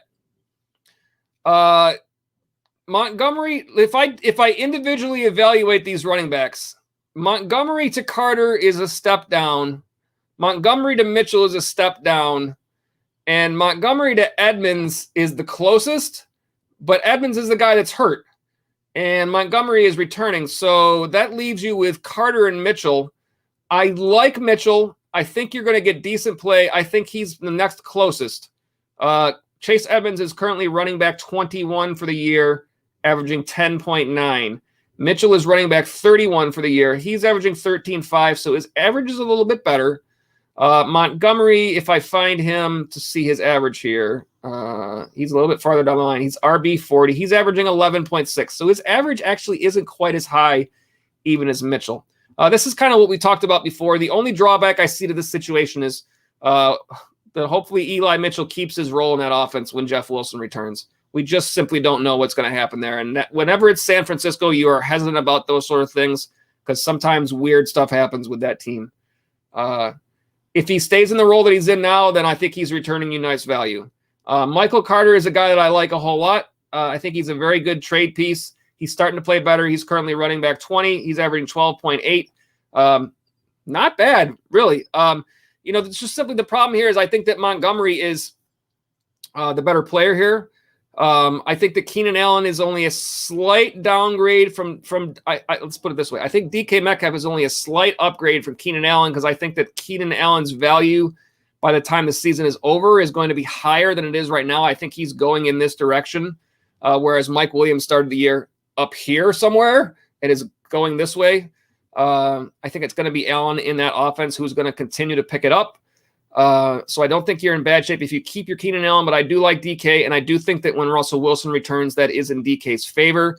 So that being said, can you make this deal? Yeah, you can make this deal because you're taking the tight end part out of the picture. That's really not relevant. Most weeks you're probably going to start Mark Andrews anyways. So that's just an extra piece in that deal. The only thing DK, if you'd like DK as an upgrade to Keenan Allen, then you're getting an upgrade there. And you have potential players that you can slot in based on matchups over Montgomery. This to me is a depth deal for you. So like we talked about with trades before, if you are in the situation where you need to scrap out some wins and you need to kind of climb back up into that playoff race, then this deal benefits you in that you have more matchup plays that you can swap in and out and more ability to survive bye weeks and perhaps steal some victories over teams that have to deal with those buys more than you do. If you are already in good shape for your playoffs and you don't need that depth, then you might consider keeping the best guys in this deal, and it makes your team a little bit more top-heavy, but you would already feel good about being there. You want a top-heavy team by the time you get to the playoffs because then you just need to make sure you get that 1 or 2 wins, whatever the case may be. I think that's what makes the difference for you in this trade. If you are that team that needs to kind of scrap away at those wins, then I like the fact that you have some extra depth. I certainly like Chase Edmonds, the way he's played all year long. He's going to be out for a few weeks. That leaves you between Carter and Mitchell. Let me see if I can look at the actual run of games here to see what their upcoming matchups look like, to see how we look, starting with David Montgomery. Perhaps that helps. I like being able to take a little bit more time on these sorts of deals. So on a night like tonight where we have some ability to actually talk through these chats, I like to be able to do that. Opponents for David Montgomery. Bye game this week, and then 7 games remaining. In those 7 games, again, Yahoo, if you look at their opponents, they show up in green or red. That means green a good matchup, red a bad matchup. 4 games in green for David Montgomery, including week 16 and week 17, which most likely are your fantasy football semifinals and championship games. So you want to have those games in green. In those games, only 1 game in red. So out of the next 7 games, 4 games in green, 1 game in red. That's a plus on the Montgomery side. Let's look at Eli Mitchell. Of course, sometimes my screen does not cooperate. And, of course, Mitchell doesn't come up, so let's try it a different way. We'll call it San Francisco. I always love it when I'm in the middle of a live stream and the computer doesn't, sometimes I screw up stuff on the live stream, but when the computer doesn't cooperate, what are you supposed to do here? All right. Opponents for Eli Mitchell and their fantasy prospects here. Let's see. Mitchell, running back. They have good run of games here. 8 games remaining. 4 of them in the green, including week 17. 1 in the red, unfortunately, in week 16. But the 3 games prior to that, all in green. Seattle, Cincinnati, Atlanta. That would be your run up to your playoffs for Eli Mitchell. So that is a nice run. We like to see those matchups available, and that helps you feel a little bit better about acquiring Mitchell in this deal. And the last player in this trade, let me click back over so I can remember Michael Carter was the last player in this trade. Let's call him up. And again, computer doesn't like me. Try it a different way. This is funny sometimes. All right, here we go with the New York Jets. And let's take a look at their run of games at the running back spot. Fantasy points to the running back spot here. 8 games remaining, 2 games in green, 3 games in red, no games in green in the playoff section. So that does mean most likely if these are going to be matchup plays, it's going to be Mitchell that you're going to be leaning on as you get towards that run of the season over Carter. I think Mitchell is the guy that you would favor over Carter anyway. It does help you that he's playable. And then by that time, you hope to have Chase Edmonds back. I didn't even look at his matchups, but perhaps I will do that. No reason not to take a look while we can. Of course, Chase Edmonds does not come up when I try to call him up. I don't understand. Like, what, am I not spelling the name Chase right? Why is that unbelievable? All right, we'll try it this way. Arizona, you would expect that they're a good enough team that the matchups might not even be as big of a concern with them. At the running back spot there, 8 games remaining, green, 2 of the 8 games in green, 3 of the 8 games in red, including week 16 and 17. Week 15 would be in green. So again, once you get to your playoff run, a little bit tougher in that situation, but you do have some other options there. So again, overall, I think this is a fair deal.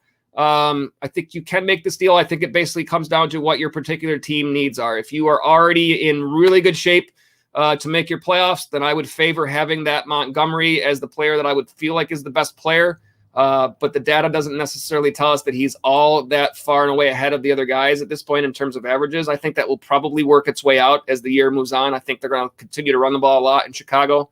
If you need the depth, I think you absolutely can use that depth. You already have Mark Andrews. You're getting an upgrade with DK slightly over Keenan Allen, so that just leaves you with a little bit of a downgrade at the running back spot. I don't think it's unfair at all. I think you can make this deal, Lee, and either way, I think this can work out for you. Whichever way, either side of this that you do go, I think it basically does come down to what do you need most. But if you are in a situation where you need to scrap out some wins, take that depth and give you that option to make those matchup plays as you go through, and you hope for the best. Again, it's a lot like poker. Make the best decisions that you can and hope the cards fall the way you need them to fall. So hope that helps you out there, Lee. And whichever guys you go there win that trade there, I hope that they do crush it for you. Thank you for the chat tonight. James Martin, any thoughts on Noah Fant rest of season? I don't dislike Noah Fant by any means. I think he's been a very productive player for fantasy. I think he will continue to be. I'm not sure what his status of when he is back in the lineup. I don't know if that is this week. I would assume that it might be this week where he is back. No, he's still listed as protocols. I don't know if that might change by game time. Certainly, hopefully he's okay and not dealing with any further situations there. But I think once he gets back in the lineup, I mean, he's currently tight end 9, averaging 10.9 for the season. I think he's going to continue to be a very viable starter. I don't think that he necessarily cracks like the top 5 of tight ends. I mean, you're still going to have your guys like a Kelsey and an Andrews, Hawkinson, Waller. They're going to be up there. Kyle Pitts is going to be up there. I think he's going to be slightly below that. But at the same time, he's going to be above those other guys that are streamers that you're looking at, like Tyler Conklin's and Jared Cooks and those sorts of players. I mean, you're going to see him continue to slot ahead of that. So kind of mid-range there on Fant. Certainly a player that you can continue to play. Whichever way it does go there, I think you're going to be just fine with him as someone that you roll with. And I do see a follow-up here that says, also, do you think Boston Gainwell is a drop? I actually like the way you've referenced this. Because my thoughts on the Philadelphia backfield at this point is they might as well all have the same names, because it doesn't seem like the coaching staff cares like who their main guy they go to is. Like, here you go. Oh, Jordan Howard, here you go. Let's use you. Boston Scott. Sure. Boston. Kenneth Gainwell. Yeah. Miles Sanders. Yeah. What are we doing? Like, can we settle on a guy, Philadelphia, and roll? Don't you think your offense would be better off, if you settled on something moving forward here instead of just rolling the dice every week with whoever? The fantasy predictability of these players is awful at this point. And I expect that to kind of continue when Sanders comes back. I don't expect necessarily that even Sanders might not be valued all that much over these other guys. I think that's why you saw Kenneth Gainwell start out the year, and all of a sudden you're like, oh, who's this Kenneth Gainwell guy? We need to get him. And then all of a sudden, nope. And then Sanders gets hurt. Oh, well, Gainwell surely is going to take that role now. Nope. Here's Boston Scott. And nope, here's Jordan Howard. And then in following weeks, it's not going to surprise me if that switches around. And how in the world are you ever going to tell which guy to play? So, yeah, to me, for me personally, I have picked up Kenneth Gainwell in some spots. I have dropped him already. I want to say in every spot that I had him. I think it's the same deal with Boston Scott. even when they have good matchups, I don't know how you're going to trust that you're landing on the right guy that's actually going to play well. It's pure luck at that point, and it's pretty difficult to make decisions for your fantasy team when you're just guessing. You'd like to have a little bit more to go on for that. So, yeah, I think that either way, James, if you are referring to Boston Scott here or if you are referring to Kenneth Gainwell here, I think potentially if you don't have anybody on your roster that you feel is a more worthy cut in terms of who the least valuable player you currently have, I think that either one of these two very likely can be it and can be players that you can cut either one of them. I think it's going to be too difficult to kind of make those choices. There probably will be weeks when either one of them play well, but Kenneth Gainwell, like for instance, this last week had a touchdown. He had 3 carries and he had a touchdown. So he had fantasy points, but there was no volume there. There's no way you can count on that in future weeks. I think these are all guys that you can move on to somebody that will provide you more consistent level of play or more predictability when you're having to make those decisions. I hope that helps you out there, James. And again, glad to have you on the chat tonight. And whatever decisions you make there, I hope that they all crush it for you. Lee Shakur back and says, appreciate it for the advice. As I always say, thank you, Lee, for being on the chat with us as well. Let me see if I jump around a little bit on these chats. I don't mean to miss anybody, but if I do, just tell me, hey, Joe, you missed mine, and I'll go back and get it. I am trying to keep an eye on who is up next, and I believe that is Monopoly Credit. Welcome to the stream, Monopoly Credit. I do believe that you are a new viewer. So glad to have you with us tonight. You say Grand Hustle rapper that passed a few years back. What was his name? Not Doe B. It sounds like I don't. If this is meant as a question that I shouldn't laugh at, I don't mean it to be that way. But I believe you're getting at Joe C. And I did not, if that's the case, I was not aware that Joe C passed away, if that's what you are talking about here, but it sounds like that's what you're getting at, given the fact that my name is Joe C. If that is the case, again, if this is a question I shouldn't be laughing at, then I don't mean to, but it sounds like by saying not Joe B, you're going with Joe C. And so that would be, yes, what I am also referred to as Joe C. So we appreciate it, Monopoly Credit. Next up is Deacon here. Deacon says, I need a RB2 this week. Should I trade Brandon Ayuk for Elijah Mitchell? I like this deal. If you're acquiring Mitchell, yes, I do like this deal. I think that Brandon Ayuk right now certainly seems like things have turned around for him in that offense. And for those of us who have Brandon Ayuk in some spots, we hope that continues. But he does have some value right now in terms of a trade piece. And again, if you are strong at wide receiver and you don't need that Brandon Ayuk in your lineup, and you can actually swap that out for Elijah Mitchell, then I do like this deal. I like Elijah Mitchell to be able to continue. And we talked a little bit earlier. I don't know if you saw, Deacon, the run of games that Elijah Mitchell has throughout the rest of the season. Some nice matchups for him there. And I think he definitely does slide in nicely as an RB2 this week. Just to look at the particular matchup, should you be concerned, here are the numbers for fantasy points currently allowed to the running back spot. And for San Francisco against the Rams, that is the Monday night game.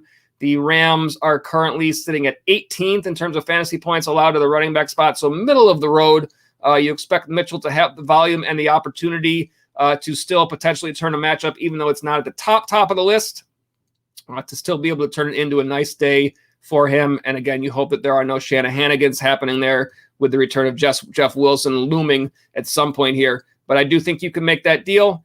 And I think that certainly Elijah Mitchell is a worthy candidate to slot into your lineup, not only this week, but also moving forward. Hope that helps you out there, Deacon.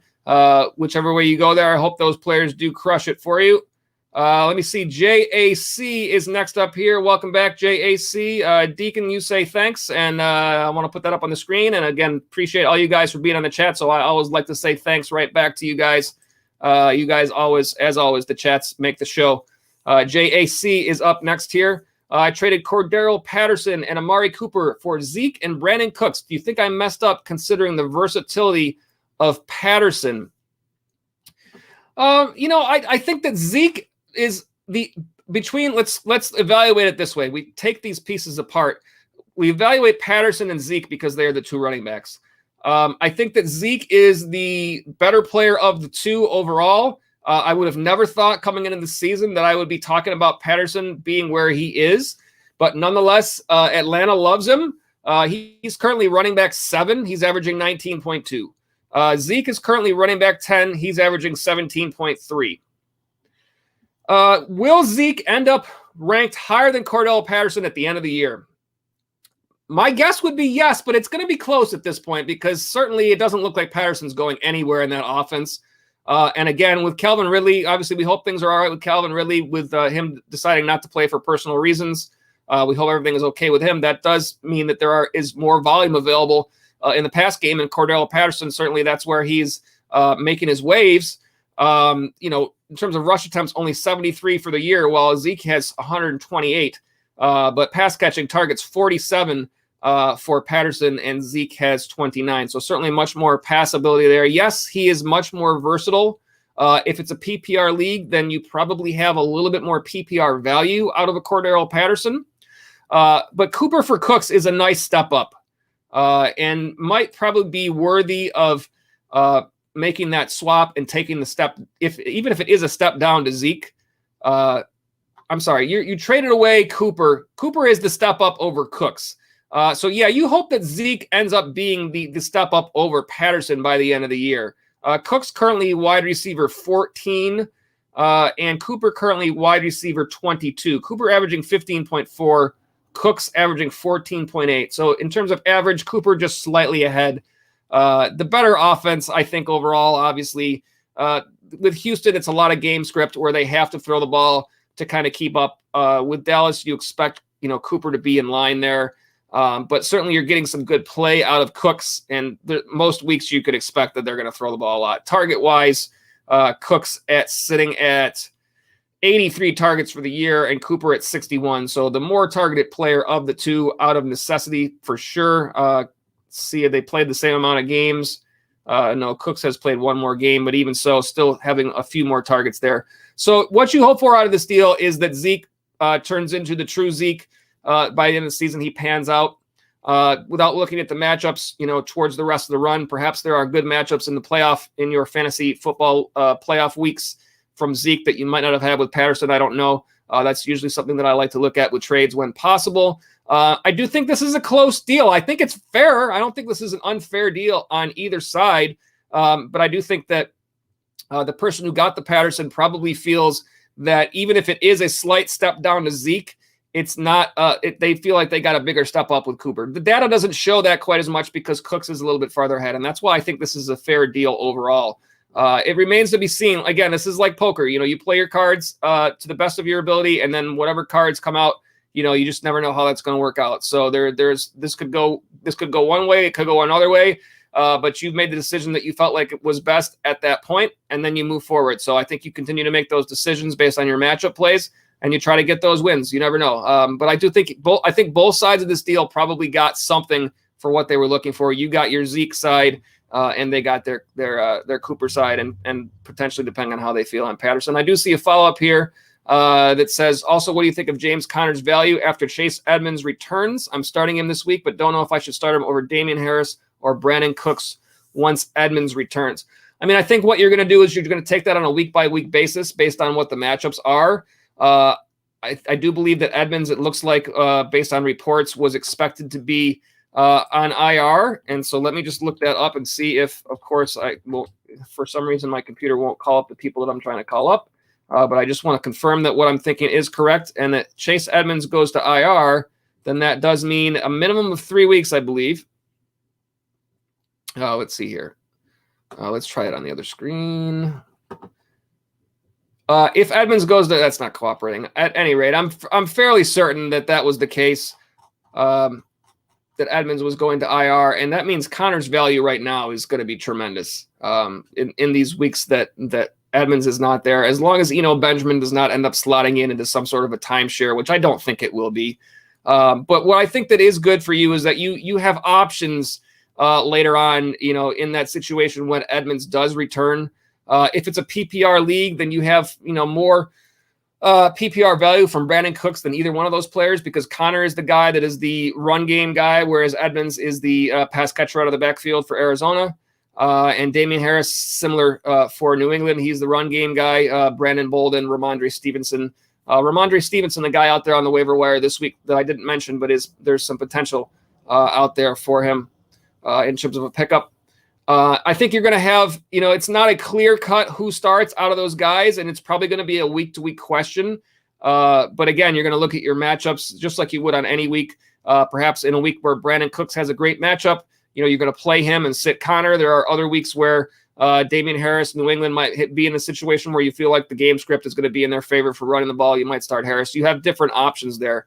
Not necessarily a clear cut. Right now it's clear cut. I mean, it's probably a Connor every week at this point, which is in your benefit. Obviously, we never like to see anybody get injured.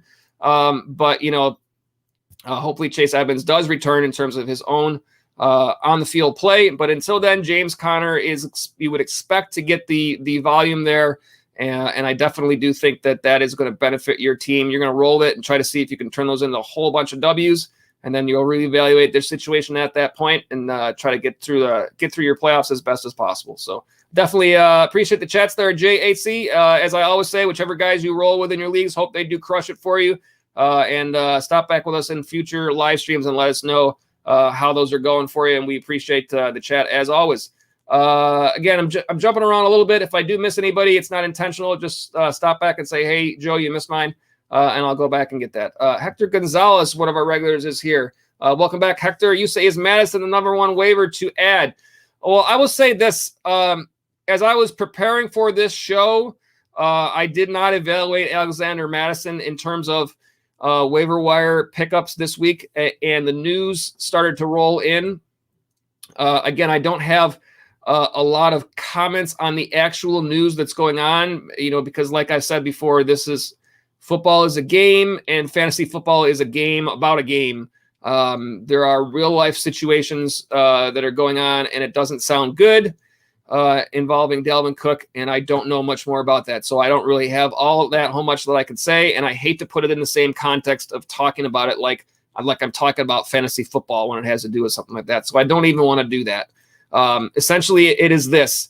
Alexander Madison, if there is no Dalvin Cook in the lineup for the Minnesota Vikings for whatever reason, Alexander Madison has shown the ability to return you some nice value in the rush game there for Minnesota, a team that you expect to be a run first team. So therefore, I do think that as we continue to get more of this news, again, I don't want to even put it in that context, so I'm just going to not put it in that context. Alexander Madison, yes, if it looks like there is reason that he's going to be playing in that offense, I think he's a player that you do want to add off of the waiver wire. Again, it wasn't when I evaluated my top 5, he wasn't somebody that I put into that picture. But yes, it may be at this point where you do want to go out there and see if he is available in your league and try to make the effort to pick him up at this point. Hope that helps you out there, Hector. And as always, hope your players do crush it for you as you go through the season. I will put up our original chat here, as I do think that I am completely caught up on all these chats. This is our original chat. Let you know if the live chat is open. We have this pinned on your chat area in your YouTube there for you. We will, given the fact that we are through most of the chats right now, we will probably wrap up the stream relatively shortly tonight. We've been on the air for just over 2 hours, so a pretty good, decent live stream tonight on our Waiver Tuesday show. Probably go for a little while, so any last minute chats, guys, go ahead and feel free to drop them here into the chat area. But again, probably will be just a little while longer on the stream before we call it a night. So let's go ahead and see what we have up here next. I do see a chat from Vansco. Let me scroll down all the way and get that Vansco chat here. And you say, somebody dropped Julio. I wonder if he's worth going over the curious case of Brandon Ayuk. Unfortunately, now that Brandon Ayuk has had a couple of decent weeks, I might, believe it or not, feel more comfortable if I had to choose between these two, playing Brandon Ayuk than I would in playing Julio Jones. What has Julio Jones shown us in this offense so far? Again, against the Rams, they did not end up having to throw the ball as much as you might have thought that they would. So it ended up being another pedestrian week for Julio Jones. He's only had 1 week of double-digit fantasy points. He only had 4 targets this last week. He only had 4 against Kansas City. Brandon Ayuk is actually Julio Jones is wide receiver 69 for the year, averaging 9.1. Brandon Ayuk is wide receiver 68 for the year, averaging 6.9. Funny that they fall right next to each other like that. But when you look at the usage in the last 2 weeks, week 8 against Chicago, 7 targets. Week 9 against Arizona, 8 targets. 11 fantasy points in week 8, 19 in week 9. Whatever went on in the beginning of the season with Brandon Ayuk, at this point, when it was only 1 week deal, I still was a little bit hesitant. We've seen it for 2 weeks now. Can you point to a 2-week stretch where Julio Jones gave you what you expected from him this year? I mean, you can't. So if it came down to that, if you took the matchups out of play, if you weren't going to consider what the actual matchups were between those two players, and I had to make that choice, I'd probably choose Brandon Ayuk. That doesn't mean that you can't go out there and roster Julio Jones.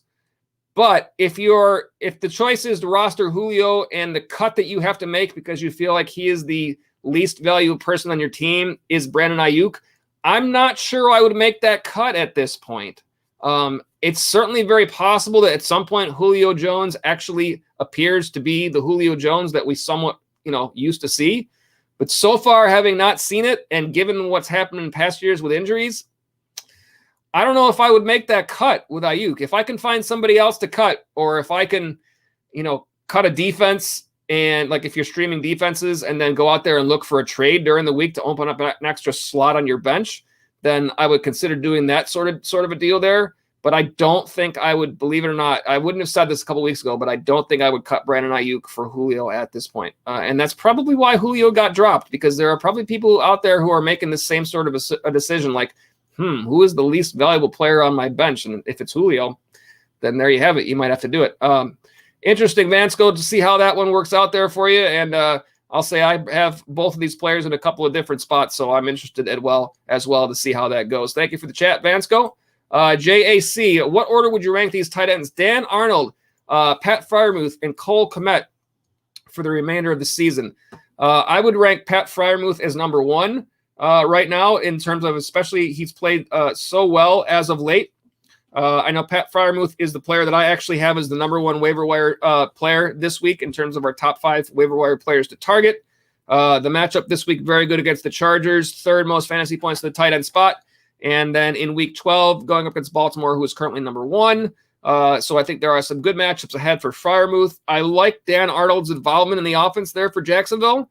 I don't think that I don't want to say that the offense isn't as potent, because I don't know that the Pittsburgh offense is all that potent either, but certainly it seems like Freiermuth has become a more favorite target of Ben Roethlisberger as of late.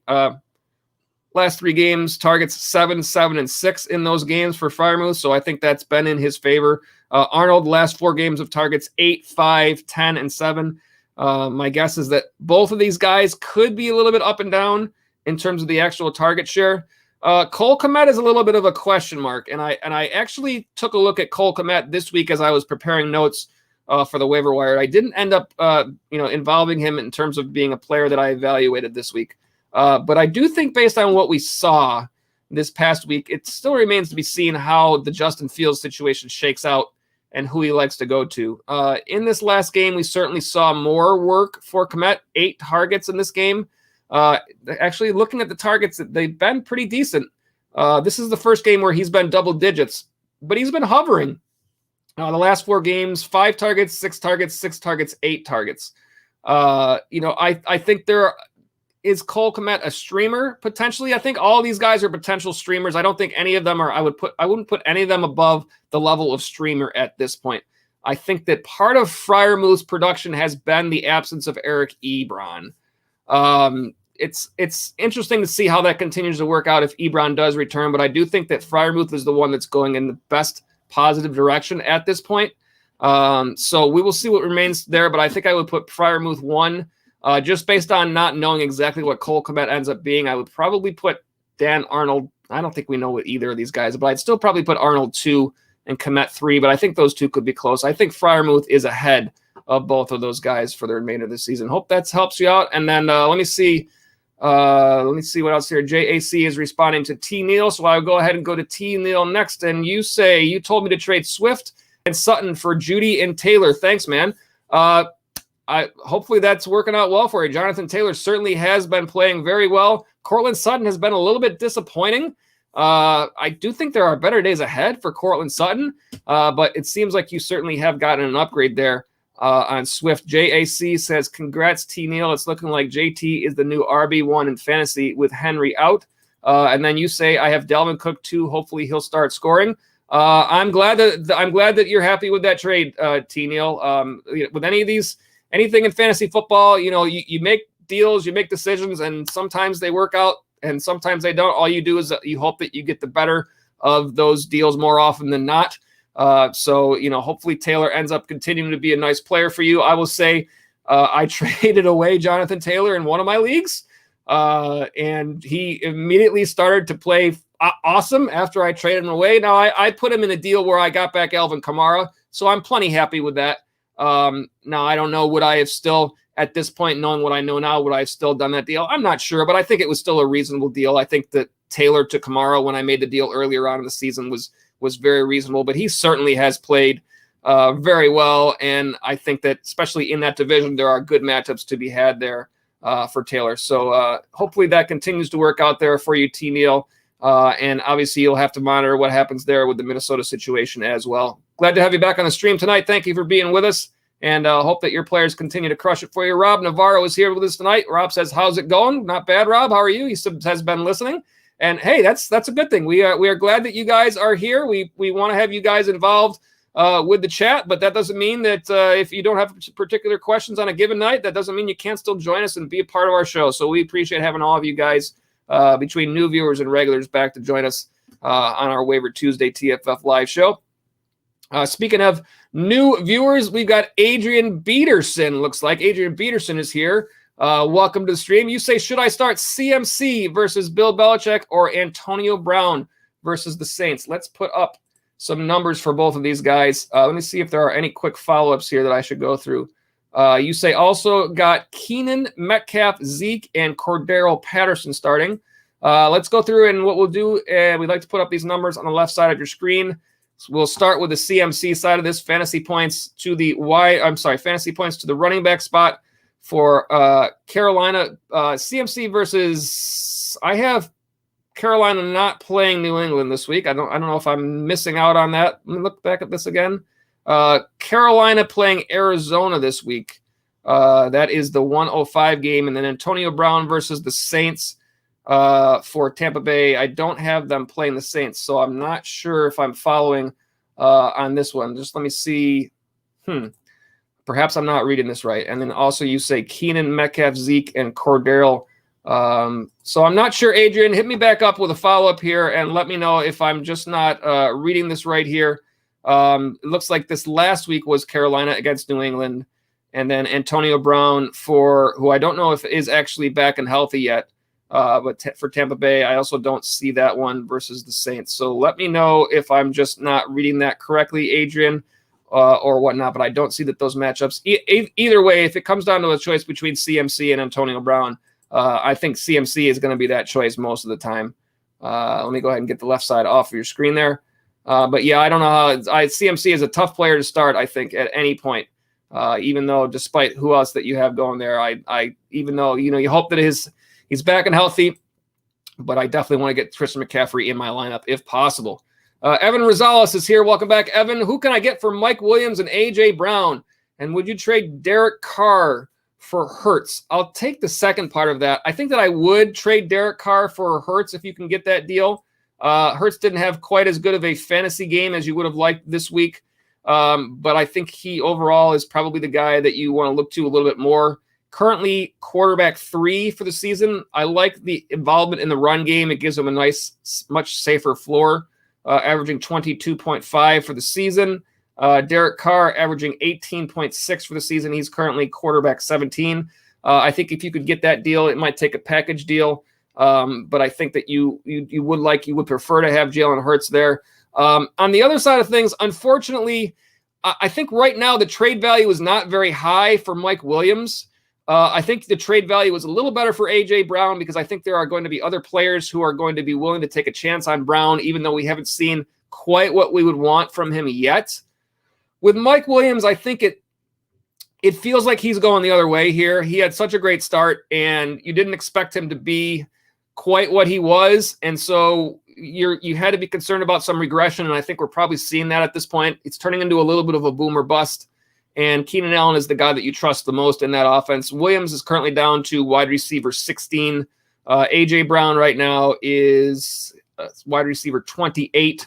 I do think there are better days. Brown averaging 14.2, Williams averaging 16.6. But again, that Williams average is misleading because, the good games were 22, 22, 33, and 37. The bad games were 2, 5, 4, and 8. Oof. I think better days are ahead for A.J. Brown, and I think a person in your league will probably look at it that way. I don't think they'll look at it the same way for Williams, so I don't think you're going to get back the value that you really want to get there. At the same time, if you have Williams on your roster, you're stuck on a week-to-week basis trying to decide if you want to play him or not, which is difficult. You feel more comfortable playing A.J. Brown of these two. I don't, again, know if you're going to get necessarily as much value as you want based on where you would have drafted A.J. Brown, but it's probably going to be closer. But I do think that you're talking about, you're going to end up making a trade for a running back, basically. If you're going wide receiver for wide receiver, then you're probably not going to get back the value that you need. In that case, you're probably looking to a running back if you need running back help. And the area that A.J. Brown slots in, who can you get? I think a guy in the range of a Leonard Fournette, in the range of a Darrell Henderson, perhaps a James Robinson when he's back from injury.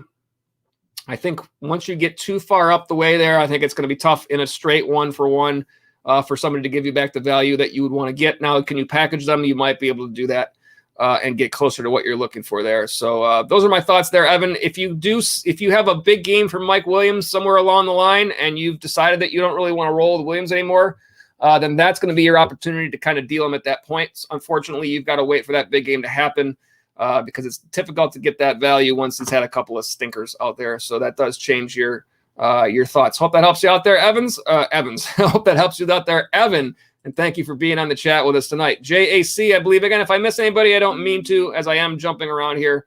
Tell me, like, hey, Joe, you missed me, and I'll go back and try to get yours. JAC says, do you think Justin Jefferson starts to take over the target share from Thielen in the second half like he did last year? Thanks for the advice. Most professional fantasy football pod on YouTube. That is a great compliment, JAC. I really do appreciate that. There are some very good shows out there on YouTube. So I definitely appreciate that. We're a new channel, and we are glad to have all of you along here, both new viewers and regulars. So appreciate the thoughts there. Do I think Jefferson takes over the target share? I absolutely do think that Jefferson, by the end of the season, separates himself out from Adam Thielen. I think that's why, that was reflected in where you drafted him throughout the year. Jefferson currently at wide receiver 15. He is averaging 16.6. Let's see, where does Adam Thielen fall? Let's see here. I will find him somewhere. 13, right in the same area. 16.9 is his average. Targets so far for the year, 66 for Thielen. Jefferson at 68. Pretty even. Interesting that I always thought, even at the end of last season, I think I mentioned this on one of the videos that I made, that Justin Jefferson I thought was going to be the first drafted wide receiver of pairs, meaning that when there are two on the team that are both viable, and I thought that he might be slightly overdrafted because of that. I do think he is a very solid player, but when you have another wide receiver who is also very viable, like a Thielen, it's going to be more difficult to break out and separate yourself. There also is as we get through the rest of this season, Justin Jefferson, I know this in particular because I've already looked at these matchup trends because I've actually been thinking about trading away Justin Jefferson in one of my leagues. His matchups are a little bit more difficult as the season goes on, getting towards playoff time. And that's kind of one of the reasons why I, particular in that league, have been looking. It's a league where I lost Derrick Henry. And I had been trying to think about, I have a depth at the wide receiver core, and Jefferson was the guy that I picked out as the one that I might move in order to try to not only because of the matchups, but also because he's the biggest name. I thought he could return me the most value in terms of making a trade. I do think he's going to be fine for the rest of the year. I mean, is he going to stay at wide receiver 15? I doubt it. I would expect him at some point to actually move ahead of Thielen. Again, you're talking about a run-first offense there in Minnesota. Does he get towards the top 10? I don't know how much more he cracks the top 10. Thielen, I don't know if he stays at 13, but I don't know if he falls out of the top 20 either. I think of the two, you probably slot in Jefferson as an overall wide receiver 1, meaning a top 12 wide receiver player by the time all is said and done, and Thielen as a 2. I mean, I think that's where they fall. I think that's relatively appropriate for the both of them. I do think that they'll both be fine, but I think it's difficult for either one of them to break away given the fact that they're both really good players. So, yeah, I guess the answer to your question is yes, I think he does take over the target share slightly, but I don't know if it's a huge gap either by the time the season is all said and done. And then you have a follow-up here that says, what do you make of the Raiders losing both of their 2020 first-round picks due to off-the-field issues? I can't say that I can't say that I'm completely up on what the picks are that have happened here. I don't know if that's new or if it's something that has already happened that I just didn't read up on as much. But I don't know. I don't know what exactly you can do with. We've talked about this a lot tonight on the off the field stuff. I mean, obviously you hope that there aren't circumstances that when you're talking about a game of football and other real life things that are very serious. So I don't ever want to make light or talk about them in the wrong way. Certainly if the league is going to handle these situations as they feel is best. And I don't know that there's any much else that is to be said about that. I mean, that's a league matter, in terms of real issues that have happened. They have to make those decisions, and you just want to hope that you don't have serious things like what we've seen happen. You just don't want to see those things happen. So I think that's probably as much as I can say about those. We hope that that anybody that's been affected by anything serious like that is, we wish for them and we send thoughts to them. It's just bad situations. We don't want to see that, and we don't want to have to discuss those things. So what the league does is what the league does. I don't think there's really much else that we could think about that, but hope that addresses what you were thinking about there, JAC. Let me see who is up next here. Lee Shakur is up next here, and you say trying to trade for Debo, but the guy wants CD Lamb and Michael Carter. Let me see. You say Cy, and you have a follow-up here that says he's also willing to add Antonio Brown and Odell, and I'm not sure exactly what you were looking to convey with that one, if that is surprise or shock, or I'm not really sure. But going back to your original, tell me, Lee, if that means that he's offering you Debo and Brown and Beckham for just CD and Carter. A lot of question marks in this deal because Brown is injured and Odell, obviously he's going to probably play somewhere. We don't know exactly where that's going to be yet.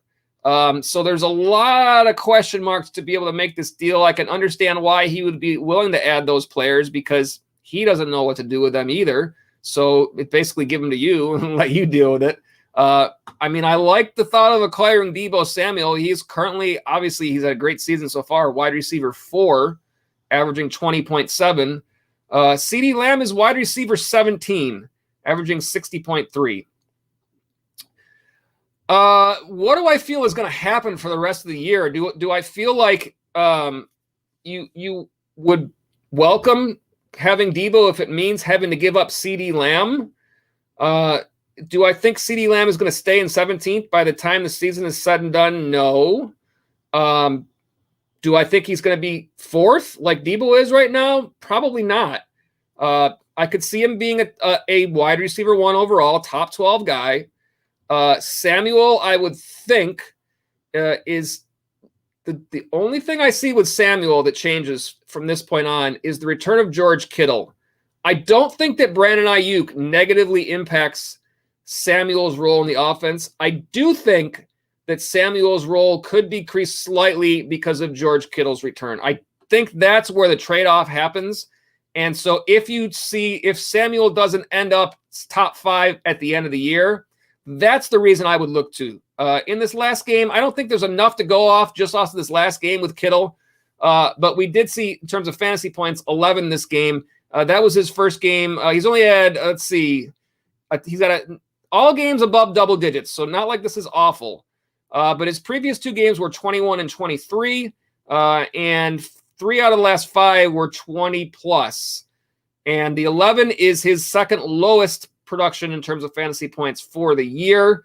Target-wise, it was still just fine. 9 targets, 5 catches. The yardage was a little bit less. It was his second lowest finish overall. He was the 27th best wide receiver this week. It was actually his lowest finish second lowest. He was 45th in week 3. He had another week at 26, but a lot of the other weeks have been really high. I like Deebo. I don't think there's really all that much concern to be had over Deebo Samuel for the rest of the year, so I could certainly see a reason to acquire him. I don't know if he stays at 4, but I think he very certainly could kind of up in the top 10 by the end of the season here. But like I said, I do think what impacts Deebo here is the return of George Kittle.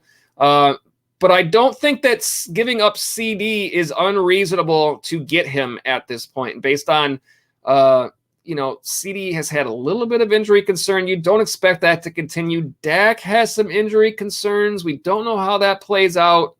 There are some question marks on both sides, but I don't think it's unfair that he's looking to get back CD. I don't think he's like absolutely trying to take an unreasonable amount. And Michael Carter is a piece that's not probably one of your top guys, but you're probably playing him as a spot starter type player.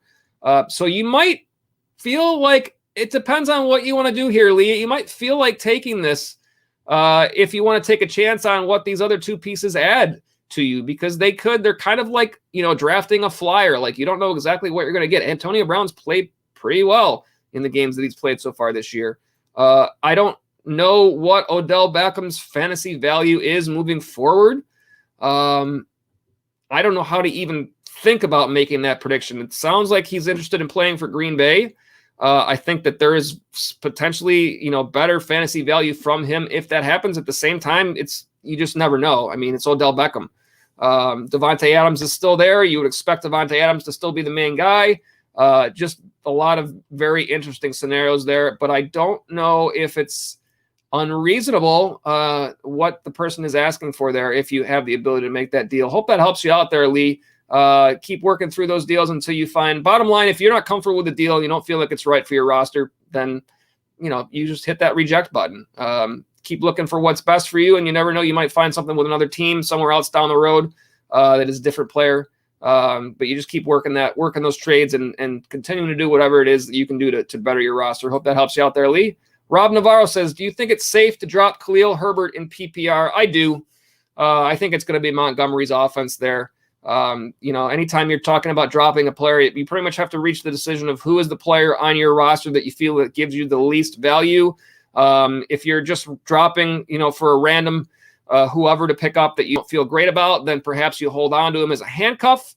But if you're going out there to look for somebody that you really feel is going to return you some value, especially if it's right away value, then yeah, it doesn't seem to me like you're going to see real fantasy production once Montgomery is back out of Khalil Herbert. If you were, you would have already seen it earlier in the season when Montgomery is there. So yeah, I think he's a safe drop. You never know what happens. You don't want to ever see anybody get hurt. It's always possible that somewhere later in the season, it might be different. Herbert might end up being another guy that you want to look to again. But for now, you work with what you have, and I do think that is a player that can be cut from your team at this point. Hope that helps you out there, Rob. Next up, we got MK. Welcome back, MK, to the stream. You say, hey, TFF, have a lock with Jay Taylor, RB1, but I need help. Do I go with David Montgomery at RB2 this week coming up? Well, I will put up the matchups for you, and without knowing who it is that you would potentially start instead of David Montgomery, I would say that I do feel like Montgomery is going to be a player that most likely can be an every week starter for you, regardless of matchup. I do think Chicago is going to want to run the ball. As long as they have Justin Fields in there, they're going to want to keep things simple for Fields. I think it's going to be a similar type deal for the rest of the year. Chicago is going to be a team that's not necessarily always going to score a lot of points. But in terms of the run game, we've seen nice production from Montgomery when he's been healthy. Chicago on bye this week. So do you go with David Montgomery at running back 2 this week? No, because you will not get any points. But yeah, I do. Now that I noticed that, I did make note of the fact that Chicago, right? Am I wrong about that? Chicago is on bye this week. I'm looking at my other notes just to confirm that I am not losing my mind, but I'm very certain that that is the case. I don't see them there. And if I call up on my other screen, now what I can do is I can take a look at the run of matchups that are available in the upcoming weeks for Montgomery to let you know kind of what the outlook is in terms of his fantasy run. And yes, it's a bye in week 10, but in terms of the 7 remaining games after that, looking on Yahoo, as you know, when you look at the matchups, so green or red, green meaning a good matchup, red meaning a bad matchup. 4 of the next 7 games for Montgomery are in the green, including weeks 16 and 17, which most likely are your playoff semifinals and championship. So that bodes very well. That's the situation that you want to have. You want to have good matchups when it gets to those games that you really want to win. Week 11, they got Baltimore. Week 12, Detroit. 1 game in the red, that's week 13 against the Arizona Cardinals. But that is the only game in red out of the remaining 7 games for Montgomery. So do you feel like Montgomery is an every week starter regardless of matchup? Most likely. And the fact that the matchups are good even solidifies that more. So yeah, I think you're in a good spot where your lineup being Jonathan Taylor and David Montgomery at 1 and 2 for most of the rest of the season. You're in pretty good shape. I mean, there's a lot of players who would like to have that situation right now. Trust me, I'm one of them in some of my leagues. Any player, the player in your league who had Derrick Henry and no longer does, they would love to have Jonathan Taylor and David Montgomery as their 1 and 2 for the rest of the season, because they probably have one running back that they can roll with at this point, and they might just be an RB2 at best. It's not a great situation. So yeah, you roll with what you got, and you say sorry, but there's no reason to be sorry about that. That's fine. Just looking at it in terms of rest of season standpoint, I think you're in really good shape. If you have anything good for you rolling at wide receiver, then you've got a nice roster ahead of you to work your way towards the playoffs. So I don't see any problem with that. I'm mulling around myself going out and trying to trade for David Montgomery, especially in that league where I lost Derrick Henry. I may actually make that. So I know I've talked about that a couple of times on the live stream tonight, that I'm considering Justin Jefferson as a piece that I may trade away. So if I'm not going to do it this week because of Montgomery being on bye, it doesn't make much sense. But trading away, offering a Justin Jefferson for a David Montgomery is a trade that I might consider, and I think it's a very fair deal to whoever the player is that has. I think they're getting some nice value there. You might say that Jefferson might be the better player in that deal, but in my particular circumstance, when you talk about trades, you can't always evaluate the trade based on just who wins the deal without looking at anything else. Like the purpose of a trade is to make your team better. So if I have to trade away the biggest name on my team that gets me something back that helps me, then that's what I'm going to have to be willing to do, unfortunately. But it just happens to be a league where I have depth at wide receiver. I have Jefferson, Deontay Johnson, Mike Evans, and who's the fourth? DeAndre Hopkins in that league. So now I've lost Derrick Henry. I'm in. It's not like I'm not blowing away that league. I'm in the middle of the pack with a good chance to make the playoffs if I can keep playing well. But I don't like my chances anymore if I have only one running back that I like to roll with there. So I feel like I have to. I liked my wide receiver core in that league. It's not. I'm not trying to be like a humble brag on, hey, I have these guys. It's just that's who I happen to have. Now I'm going to have to deal one of them, and I've just kind of decided that I think Jefferson is the guy who has the most value overall in terms of name value, in terms of trade value, and that's the guy that I'm going to try to deal. So I will probably we'll see what happens if I'm able to get Montgomery myself moving forward there, and obviously we'll all hope for those of us that do have him to be able to get some nice production there. You do follow up here and say Darrell Williams and Zach Moss I could go with at running back 2. I think Darrell Williams is a very worthy starter here, especially with Clyde Edwards-Helaire still out. I'm not sure how much longer Clyde Edwards-Helaire before he would be returning. I think he was on IR for 3 weeks. I don't know if that's up. Zach Moss, you'll have to keep an eye on your reports because Moss, I do believe, is in concussion protocol right now. So I do believe that he may or may not be available for this week's game against the Jets. Depending on where he's at there, but I do think that's the situation for Moss. So yeah, that would leave you with Williams, but I think Williams is still going to be very reasonable. If we look at numbers here, I'll put the numbers up. The Bills against the Jets, if Moss is available, the New York Jets on the left side of your screen there, the number one amount of fantasy points allowed to the running back spot. So you certainly hope that Moss can play. You would like that situation as long as he's healthy.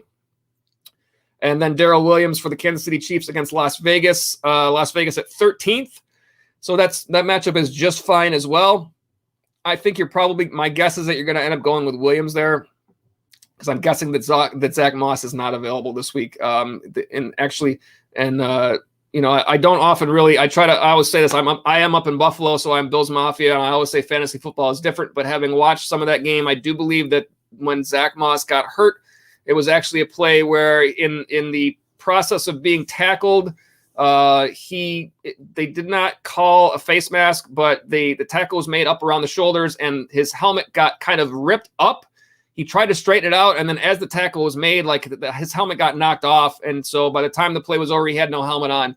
And so I can certainly understand why he's in concussion protocol at this point. I don't really know exactly what happened much more detail than that, but my guess is if that's being the case in a play where someone ended up not wearing a helmet and then it turns out that he's in concussion protocol, I don't know that bodes all that well for him being back this week. So I would probably be prepared, MK, to go with Darrell Williams for your RB2 this week. But that being said, you always have the waiver wire. So just to wrap this up, I know we've pretty much through all the chats. I'm going to put up on the screen for you, MK, our waiver wire names one more time. And there might be someone that you can look at here. And probably for me, that person is one of these two, Dearness Johnson or Mark Ingram. Take a look on your waiver wire. Dearness Johnson this week. Unfortunately, Nick Chubb looks like is not going to play this week due to protocols. And that means that it looks like Dearness Johnson may be the only running back available for Cleveland in a run-first offense where he has shown his value when he's had opportunity. I would look to your waiver wire if you feel like you need help in that spot, and look to Dearness Johnson. And I would also keep an eye on your reports, because we are starting to hear that Alvin Kamara may have some injury concerns, as the Saints have started bringing in other running backs to give a tryout to. And if that's the case, Mark Ingram becomes a very viable option there, back with the Saints now. He did have some decent work this week already. If there were injury concerns with Kamara, then his volume certainly would increase from there. That would be certainly enough to get you through this week while you're waiting for Montgomery to come back. I'll hit this follow-up. Also, how do you feel about this? I have Diggs, Hill, Kupp, A.J. Brown. I can only start 3. Hill and Kupp are locks. I would look at the matchups here, and we'll put those up at the wide receiver spot. So if you're making this decision between Diggs and Brown, Buffalo against the Jets, fantasy points allowed to the wide receiver spot on the left side of your screen. The Jets currently sit at, where do they fall? 26th. So that is the 7th fewest. And then Tennessee, that game is home game against the Saints, 1 o'clock on Sunday. And the Saints currently at number 4 in terms of fantasy points allowed to the wide receiver spot. I think that Diggs and Brown have both been slightly disappointing from a fantasy perspective this year in terms of what you would hope to have gotten from them based on where they were drafted. That being said, which one of those two guys do I all of a sudden think is going to break out? I don't know. So therefore, since it's kind of difficult to predict that, you look to what data do you have, and the data here pretty clearly says that the better matchup by far is A.J. Brown. Either one of these guys could overcome a bad matchup. So simply what you have to roll with here is what that data says. The better matchup is there for Brown. You're probably going to roll that direction. And, in future weeks, you might be back on Diggs if Diggs starts to have better fantasy days and Brown doesn't. But in this particular week, I think you're right. Hill and Kupp are locks. And then you take the matchup advantage that you see there from the Brown side playing against the Saints, being that they're at number 4. And then you just kind of hope that you can get, again, if you're starting 3, you hope that your top 2 guys carry your day. And then anything additionally you get from the guys that you feel a little bit less confident in, hopefully they can add to your ability to go out and get that W. But that will be the way that I would look at it. MK, hope that helps you out. And then, as I always say, whichever guys you go with there, I hope that they do crush it for you. All right, I think we are going to wrap up the stream for tonight. We got a lot of good chats out there. Oh, no, I will hold up. I got another chat here from James Martin, so I will hit that one and we'll wrap up the stream after that. Just barely in time. MK says, thanks, man. Always a help. And I appreciate that, MK. As I always say, whenever you guys say thanks, I like to say thanks right back, because you guys all on the chat are very important to our channel. So we appreciate you being here. James Martin, more of a general question, but I have CMC, Swift, Justin Jefferson, Robert Woods, Kenyon Drake, Russell Wilson, Noah Fant, Tony Pollard, Jamal Williams, Jacoby Myers, Jamison Crowder, and Tony. If there's another part to your question there, James, I didn't get it. I only got this first part. So I'm guessing that you're asking me, here it is. Any suggestions? I'm 10th in a 10-man league, 6th in points, 10th in a 12-man league. You say sorry. No reason to be sorry. At some point earlier this year, I don't remember if I heard this on a different live stream or a different video, but it was in reference to your record versus your points. And it made me think about this. This question reminds me of that, is when your record reflects a certain spot and your points tell you should be in a better situation than you are based on your record. If that's the case, then you probably just continue to feel good about your team and hope that turns around. It's your concern is in a league where you have a bad record and you look at the points and you're like, oh man, I'm bad. Like my points are nowhere close. Then you're in trouble. What can you do with this team? You say you're 10th in a 12-man league, but you're 6th in points. Let's take a look. Russell Wilson, once he's back from injury, there's not much you're going to do there. You're going to be just fine there.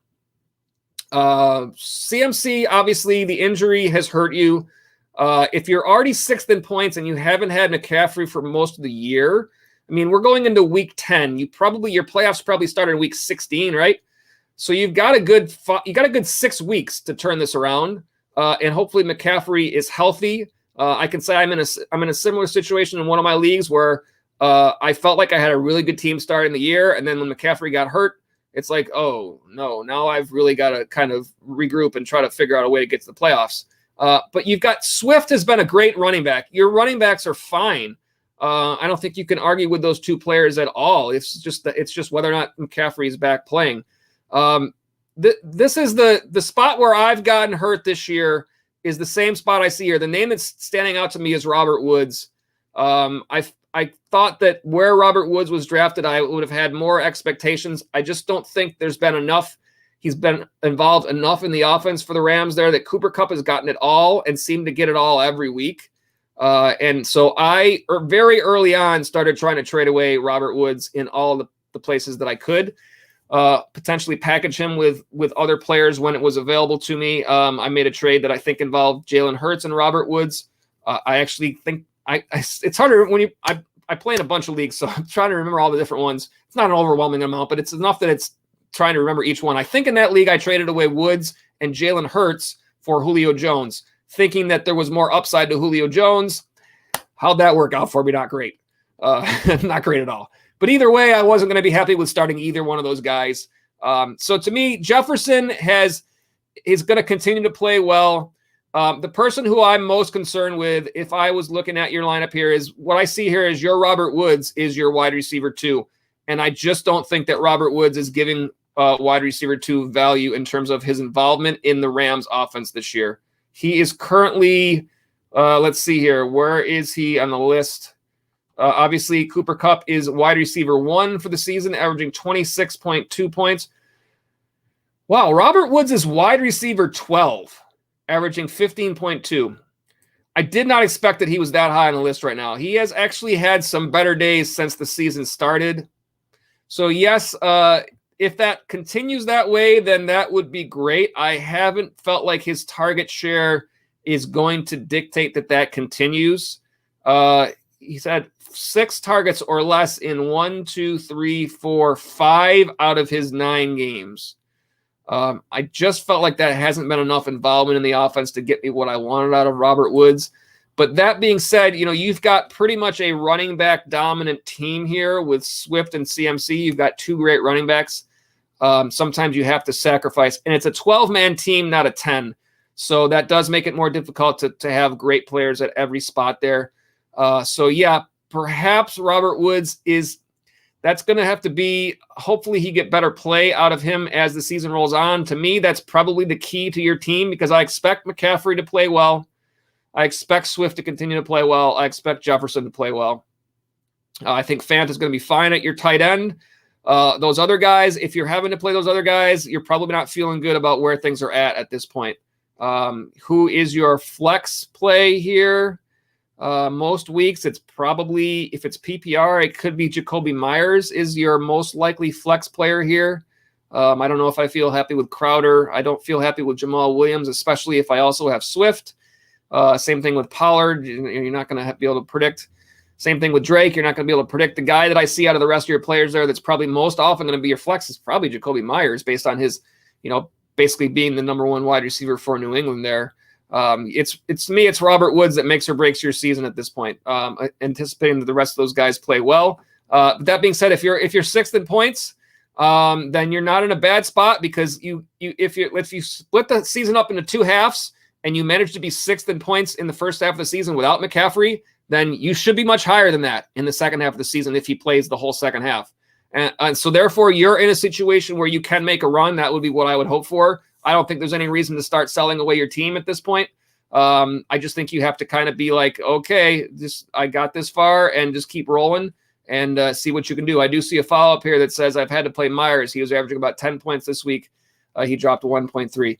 Unfortunately, those things are going to happen sometimes. But in terms of your overall outlook, it does seem like he's the guy that you still might, have to be trusting the most in terms of the potential volume that's there. I hope that does. I hope this rolls in the right direction for you, James, because I think you have a nice roster for a 12-man team. I think that you're in a good situation. Like I said, it's not unlike a situation that I'm in, where I was fortunate enough to have McCaffrey to get the number one pick, and then liked my team starting the year, and then all of a sudden you're like, oh, what am I going to do now? Because now I'm like in 11th place out of 12 teams. You just got to hope that turns around and works out in your favor. So wish you the best there, James. Go out there and get those W's, and let's see you in the playoffs by the time this season is all said and done. You say thank you. And as I always do, I like to say thank you guys right back. So appreciate it, James. Glad to have you on the chat here tonight. Ian Phillips is on the chat. Welcome, Ian. A couple more chats, and then we're going to call it a night, just to let you guys know for the night here. Ian Phillips, you say, do I try and sell high on George Kittle or hold? For me, I hold George Kittle at this point if I can. You've seen 1 week back from injury from Kittle, and he was the tight end 2, I believe, for the week, right? He was the second highest scoring tight end, I believe, only behind Pat Freiermuth for the week. Check me if I'm wrong on that, but I'm pretty sure that was what it was this past week.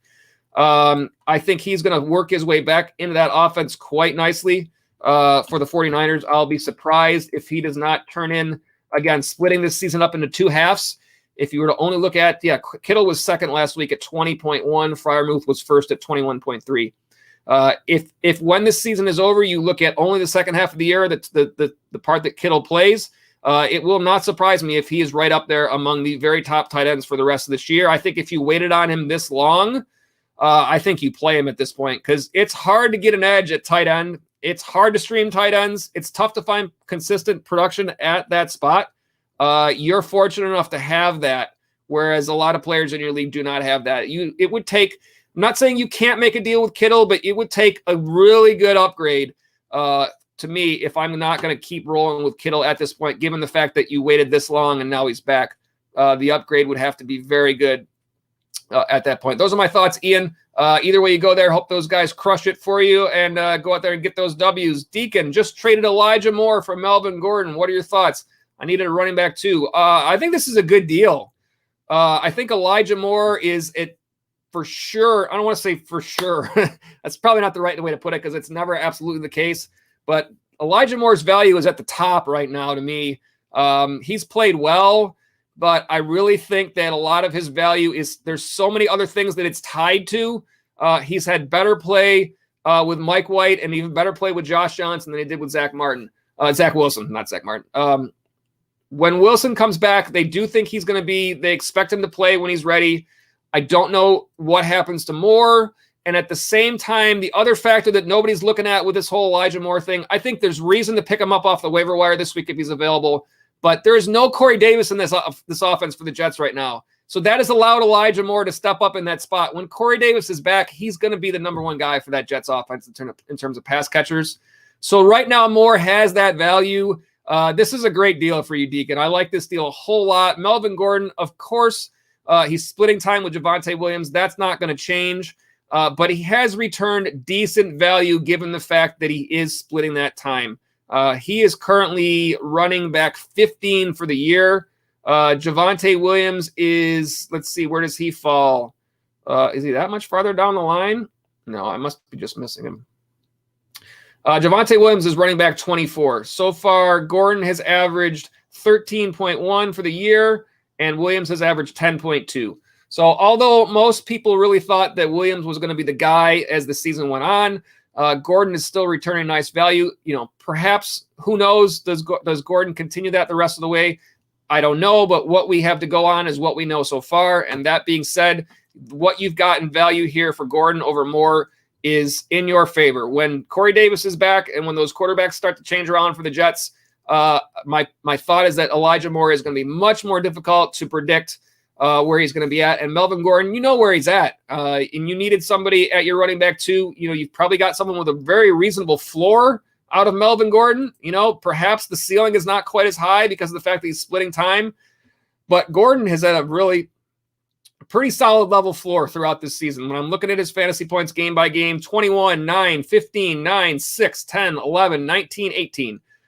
Very reasonable. A couple of games under double digits. What are you going to do? That happens. Hopefully that's enough to get, like you say, if you needed an RB2, you need enough to get you by and hopefully have your other players carry you. If Gordon, pops off a great day, then great. But hopefully he's still going to provide you that nice level that can get you a W. So yeah, I like this trade a lot, Deacon. It's a good deal for you. I do see a follow-up that says, I appreciate your in-depth input, man. You got a like and a sub. I appreciate there, Deacon. Thank you for the kind words. And you do say thank you. And as I always do, I like to thank you guys right back because you guys really do mean a lot to this channel being on the stream with us. So appreciate it, Deacon. And nice work making that deal for yourself.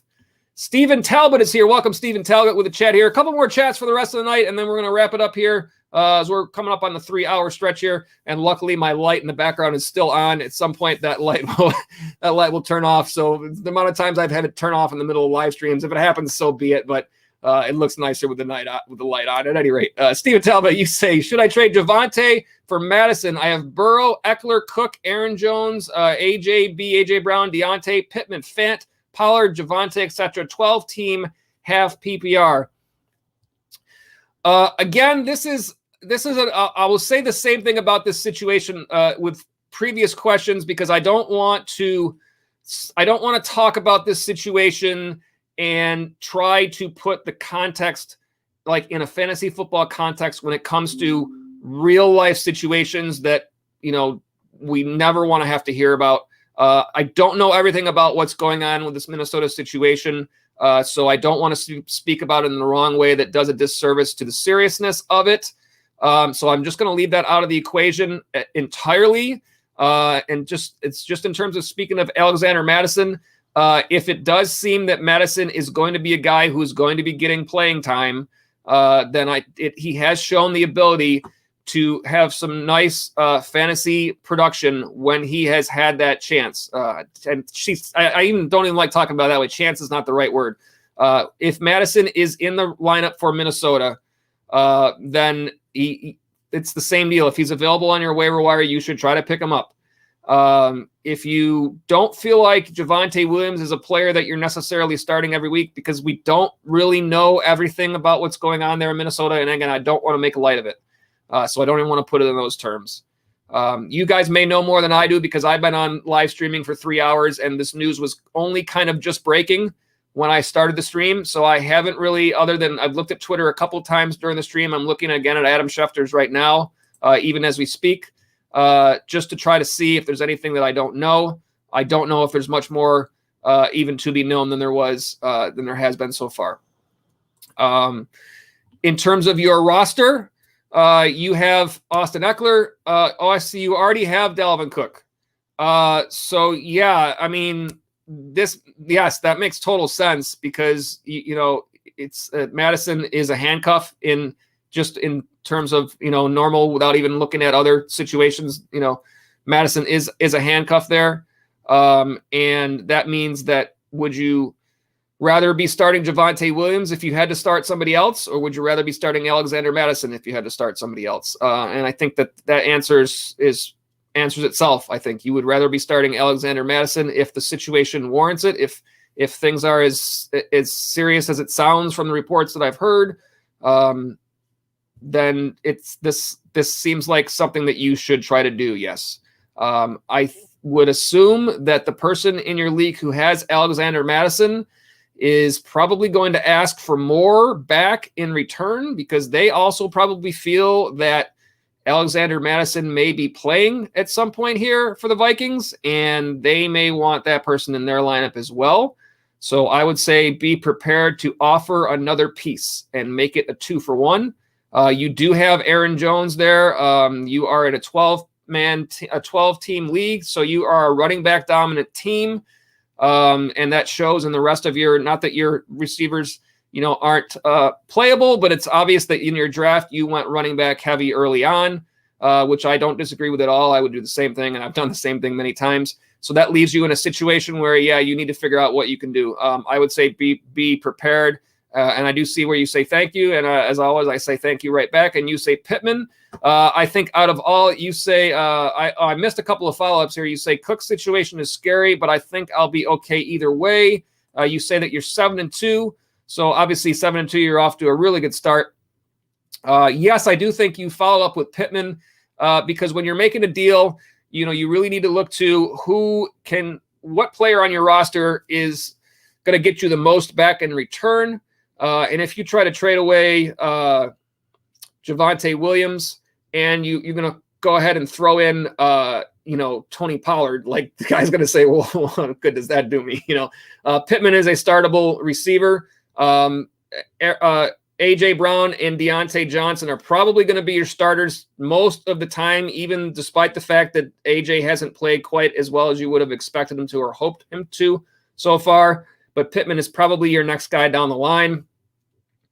Does that mean that you need to look to somebody else? Yeah, I could see a Pittman for Madison straight up might even be a deal that you might need to offer. Yeah, I think there's different ways you can go, but I do think that you're thinking the right way here in terms of figuring out a way to see if you could acquire Alexander Madison. It's just a matter of what do you feel like you can give up and still improve your team. But you're 7-2, so what you're trying to do is make sure that you stay where you are, and I think you're thinking the right way here. I hope that helps you out there, Steven. Whichever way you go there, think your trades through, evaluate them as best as you can. And as I always say, this fantasy football is like poker. You make the decisions you can based on the 2 cards you have in your hand and the cards that are out there on the table. And sometimes you get rivered, or sometimes you river the other person.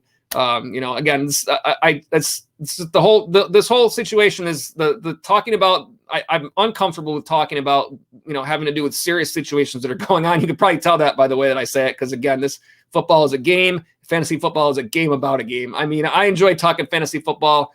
I don't want to do disrespect to anything else that's going on, especially when I don't know the whole situation. So I hope that I cover that appropriately and then try to answer these questions as best I can, given all that. Hope that helps you out there, Steven. And good luck moving forward in your leagues as well. And you say totally understandable. So I do appreciate that. Let me see here. Who is up? Tim, I'm going to try. Let's see. I think you say you're in second place in your league. I think that's what you're trying to say there. Oh, fantasy football is second to other stuff. I think I got you. Either way, thank you for being in the chat, Steven. We'll do a couple more. We'll probably call it a night pretty shortly here. I should know how to say this now. I'm going to try. And Tim, you might have even been with us before. So I'm going to say Tim Grachik. I hope that I got that right. Please tell me if I did, because I do try to get it's difficult to tell someone over chat how to say a name, but I do try to get these names as best as possible. I'm going with Tim Grachik for this one. Who wins the trade, Cook and Lamb or Swift and A.J. Brown? Again, this is a situation where because of everything that's going on there, I don't know exactly how to evaluate that without giving the due to the real serious situations that are going on outside of football that I don't completely know everything about. If those things were not going on, I think that Swift, Cook is and has been a top fantasy player. Right now, he is sitting at overall for the year. Where is he sitting at? He's at RB 26. He's missed some time, averaging 14.8. DeAndre Swift has played really well. RB 9, averaging 18.2. So even based on where you drafted them, Cook would have been drafted ahead of Swift. But based on the data for this year, Swift would have been ahead of Cook. So you would have been data-wise seeing a step up there. And then Lamb and Brown, to me, like Lamb is a step up on Brown right now. But overall, for where you drafted them or what you would have expected from them, I would have expected them to be closer than they are. Lamb is wide receiver 17, averaging 16.3. A.J. Brown is wide receiver 28, averaging 14.2. I want to say that A.J. Brown by the end of the year picks that up, but I don't know if I feel confident in that at this point. So Lamb gets the nod here of these two. That makes it kind of even in terms of just taking everything else out of consideration. Unfortunately, there's a lot of stuff going on right now with the Minnesota team that I don't know everything about, and I don't know if we all know everything about right now. So this is what I'll say. If this is a deal, like if you've been offered a deal like this, I'm not going to put it in the context based on everything else that's going on to try to evaluate it. What I'm going to say is, Tim, pay very close attention to reports of everything that's going on right now. If you have certain people that you like to follow on Twitter, follow them and make sure that you get an understanding of what is happening and how that affects, what I always say about this. This is just a game. But that's as best as I can say it without saying anything more, because I really don't want to put real life situations in the same context of this fantasy football thing. So I'll leave it up to you, Tim. Pay very close attention to what's going on in Minnesota with Delvin Cook's situation, and just have an understanding for that. And that's, like I said, it's a serious situation. I'm sure I don't know everything about it right now, but pay very close attention to that right now. Hope that helps you out there, Tim. And good luck to you moving forward, as always, in your fantasy football league there. We got back one of our regulars here. I'm going to give this a try with the name again. Shaclane Mushtag. I don't know if I got it right when you were here before. For some reason, I think that I got it wrong when you were here before, and you told me how to say it, and I'm probably not saying it correctly again. But Shaclane, I'm guessing that I said that name wrong. Either way, let me know. Hopefully I'm close. You say, yo, what's up? Long time no talk, man. Welcome back. You say, who would you flex? Standard scoring. Christian Kirk to stack with my Murray, A.J. Dillon, Tony Pollard, all have good matchups. I am 5-4 in a must-win game. Let's put up those matchups, and let's see if we can find anything that leads us in a direction that we want to go here. Arizona against Carolina. 4:05 game on Sunday. Carolina fantasy points allowed to the wide receiver spot. 28th, fifth fewest there. Christian Kirk, of course, this is a volume question based on who else is playing and not playing for Arizona. If the players that were out last week are still out this week, then that is a volume edge for Kirk here. If Murray does not play this week, then that changes things in the other direction. But that's one you have to keep an eye on, and that will help you make that decision. Again, this is your flex. A.J. Dillon, who has been fantasy-wise more productive. He actually outscored Aaron Jones, I'm pretty sure, if I'm remembering that correctly or thinking back on that correctly, this last weekend. Green Bay against Seattle. Home game, 425. Seattle fantasy points to the running back spot, the third most. A better matchup, but perhaps has A.J. Dillon done enough to where you can trust him on an every week basis at this point? Possibly. Perhaps he has. Let me see where he falls overall, just in curiosity here. I'm on the wrong screen here. Those are wide receivers. Let me get running backs up here. Let's see here. Aaron Jones is running back 8 overall for the season, averaging 16.5. Come on, Aaron Jones. The screen is taking its time here. Or it's not going to cooperate at all. There it goes. All right. This last week, Aaron Jones was 5 fantasy points, 12 rush attempts for 53 yards.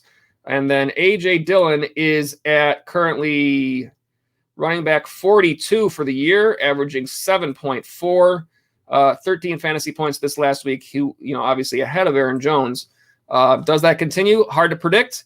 Could it continue? Possibly. Good matchup there against Seattle. Tony Pollard for Dallas in that matchup here. Let's see, against Atlanta. That's a 1:00 game on Sunday. Atlanta fantasy points to the running back spot sits at 7th. So another good matchup there. Same kind of situation with Pollard over Zeke in terms of who gets the work there. My thought is this. Most times, if this were PPR, this would be an easier question to just say Christian Kirk. Unfortunately, it's not. Even so, I think most of the time, and you might agree with me on this one, that you're probably going to take a guy like Kirk over a guy who you consider to be the secondary running back for both of those teams. Kirk is currently wide receiver 24 for the year, averaging 13.4 in PPR. I'm looking at it in a PPR screen. But let me see what he had for targets this last week. 6 targets. He actually didn't have really any more targets last week than he did before that.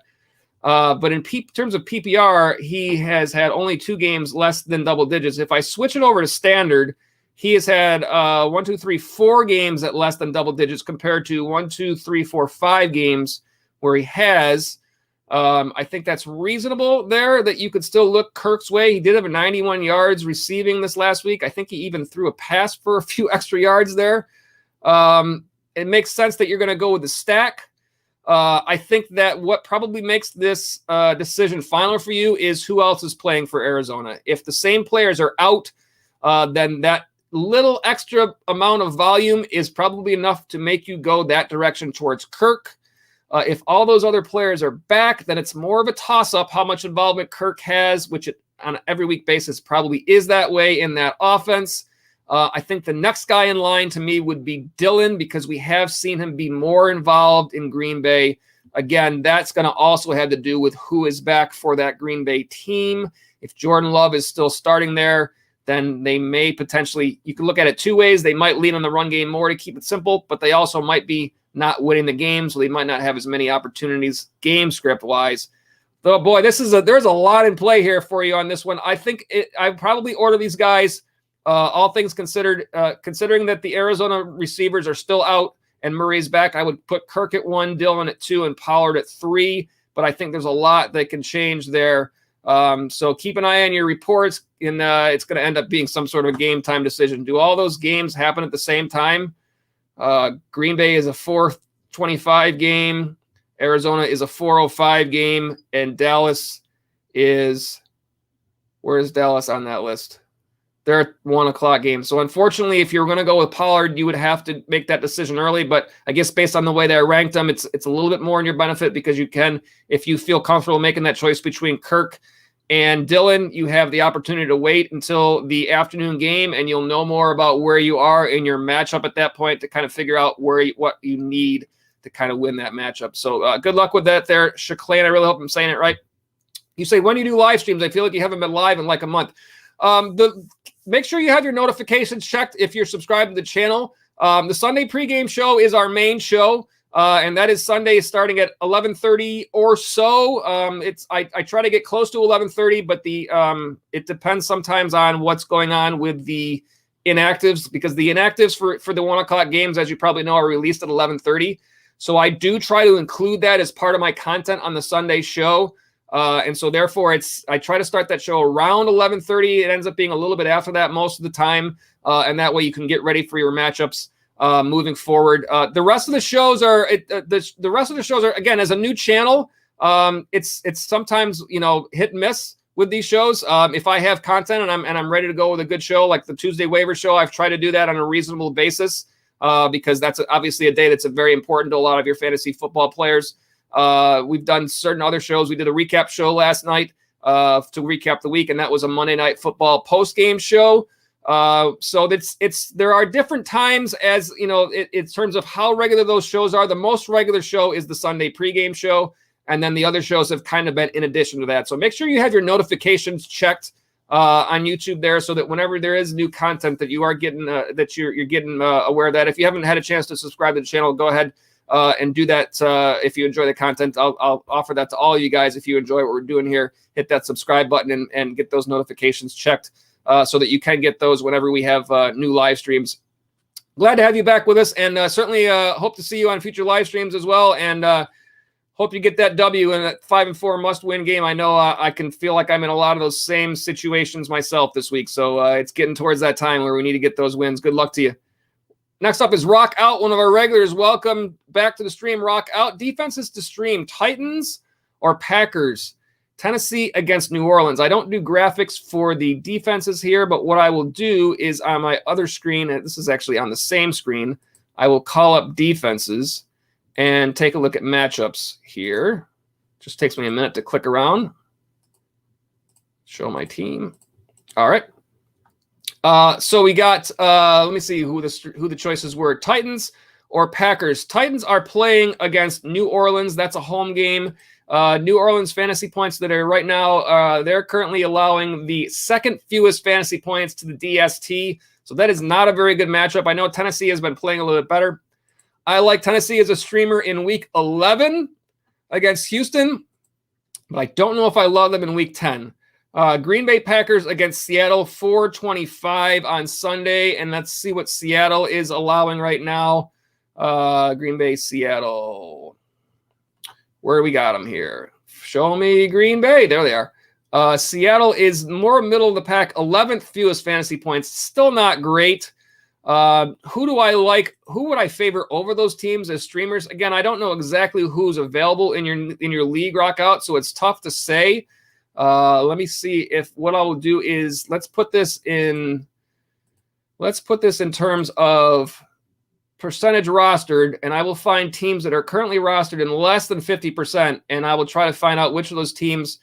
So Miami, let's see, Denver and below is less than 50%. Let's see. Hopefully when I reorder these, it keeps them in the order I want them.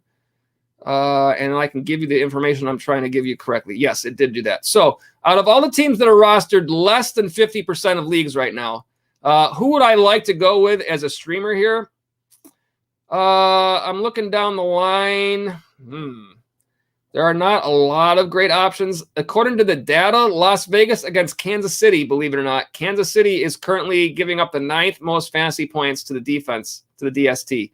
I don't know that I could bring myself to start a team against the Kansas City Chiefs because it seems like they're going to play too. I just don't know if I feel confident in that. Denver against Philadelphia. Philadelphia's data is not that good. 8th fewest fantasy points, but their offense, I don't love their offense. So could Denver put up another nice game? Possible. Carolina against Arizona. Arizona getting up the 7th fewest fantasy points, but keep an eye on your reports. If Kyler Murray doesn't play, then things could change there. Is there anybody else I feel comfortable with that's currently rostered in less than 50? Not really. Not a lot. There's just not a lot there. A tough week for streamers if you haven't gone ahead and gotten those teams ahead of time that you want. I like to I've been trying to do this more often, especially this year when streaming defenses, is I try to actually stream, if this makes sense, I try to stream a week ahead. You say you have the Panthers right now. That's your follow-up. I actually did look at Carolina, and I was going to bring them up. I did bring them up against Arizona. I do think that if Kyler Murray does not play this week, that is a little bit more of a potential because now you're talking about a backup quarterback, and streaming defenses against a backup quarterback is always reasonable. Just to finish up the thought on what I was thinking here is that this has somewhat been working out, somewhat not. The jury's still out a little bit on how I feel about this. I don't know if I feel like it's necessarily working out as well as I want, but I've been trying to play like a week ahead on streaming defenses. In other words, I wouldn't typically carry 2 defenses, but in order to do this, that's kind of been the way it's been working out. So if I have a defense already for week 10, I've already prepared hopefully that defense by now. Now in week 10, I'm preparing my defense for week 11. So I will end up with 2 defenses at this time. But in doing so, that keeps me from having to use my waiver wire priority to get the defense I want. So I simply wait until waivers. Again, this is you guys. A lot of you guys are probably hearing this are like, yeah, Joe, come on. I know that already. But you probably do. But at any rate, I thought it was worthwhile to kind of convey the information. For this week in particular, if let's say I already have my defense in place for week 10, a lot of my leagues, the defense I have in place is Indy because they had a nice run with Jets and Jacksonville back-to-back weeks. Then I went to Tennessee next week, who has Houston. So essentially I will already have both of those defenses in place. And that way I can wait for waivers to clear and hope that the rest of the players in my league are not trying the same tactic where now I can go and pick up next week's defense, not use up my priority, and that way I can save my waiver priority for when I feel like there's a player out there that I really need to get or a situation where I need to work the waiver wire and not feel like I've used up my priority just on defenses along the way. So those of you out here that are watching, you may already be playing that way. It's very possible. Hopefully it's working out for you. I think it's had some success for me in doing it that way. But hopefully my goal is to avoid situations where I'm caught and I'm like, oh, now I don't really have anybody, and I just got to hope to just get enough, because I feel like the more competitive your league is, the more important it is. You guys know this. The more important it is that you stream defenses. So that's why, and especially in some of the more competitive leagues that I play, I've actually started playing that way, where not only am I streaming, but I'm actually trying to stream for a week down the road, and hopefully that puts me in a spot where I can get through and get those extra points that I need to try to get those W's. Hope that helps you out there, Rock Out. A tough week on the streamers based on just who's available right now, but perhaps somebody makes a mistake in your league tonight when they're doing their waiver wires and cuts somebody who you can go and pick up and make that move. So keep an eye out, Rock Out, and hopefully all the best to getting that W this week. Tim Grachik is back. Would you sell Debo high? I think the answer to that depends on who you're able to get back, because the way you've asked that question, I think, is probably the correct way to look at Debo. I think he probably is right now at his most value, and I don't want to say that I don't like Debo Samuel for the rest of the year, but I think it is possible that he does slightly move down the line this rest of this year, because I feel like the return of George Kittle is what impacts Debo Samuel's volume the most. I'm not really concerned with Brandon Ayuk impacting Debo Samuel's volume, because I kind of have felt all along that Debo is the number one guy in terms of receivers over Ayuk. I know that Ayuk was drafted higher this year. It's easy to say now because of what's happened with Ayuk, but even at draft time, I was like, I don't know if I know why Brandon Ayuk is being drafted so much higher than Debo Samuel, other than the injuries. So I think Debo is going to continue to play well, but I do think that his value could, right now, he's wide receiver 4 in PPR formats. Do I think he's going to finish the season at 4? No, I don't.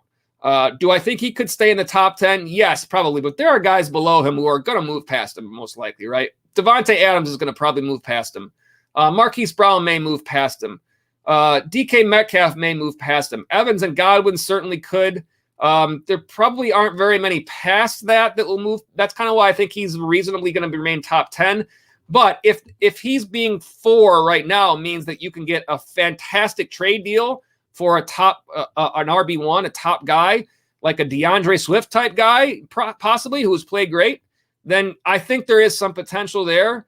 And then I think you're just kind of the rest of the season, you're like, oh man, I hope I made the right choice. Because that's what it's going to be, is like, does Debo continue? Does the other guy continue? What happens? That's just kind of the way it goes. But I don't think you're wrong to look at him as a sell high option. I also don't think you're wrong to keep him, if that makes any sense. It's not like, to me, you look back at Mike Williams, it's easy to say it now, but when Mike Williams had that great start, we probably should have all been thinking, okay, this can't keep up. This is not going to keep up, and trading him away. That's what we should have been thinking, because we know that Keenan Allen is the guy in that offense. So did we think that all of a sudden the offense had completely changed and it's going to be Mike Williams every week? We probably shouldn't have thought that, but it's difficult when someone's playing that well. At least I feel it's difficult to evaluate that way and not be like, oh no, am I doing the right thing? I don't think that's the situation with Debo, because I don't think Debo is in the same situation as Mike Williams. I don't see another person like a Keenan Allen in that offense for San Francisco that's going to dictate being the top guy where Debo is not. I think Debo is your top wide receiver there, but I think that George Kittle impacts him more than anything, because I think you're going to see him get a lot of that volume. Debo, I think, will continue to play well, just possibly not at the level that he's at now. So all that being said and done, Tim, yes, I think that if you're looking at it that way, I just think that the caveat I will say is that you need to be getting really good value back.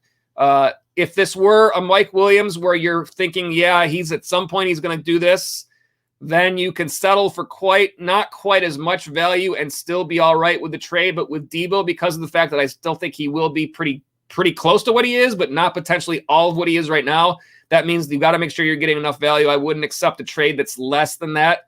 And it's probably going to be a running back. So if you're looking on the running back side, just be sure that you're comfortable that you're getting back enough. And I would shoot for those top guys that you see right now among that list and go from there. There are some top guys out there, and I'm sure that you know who they are.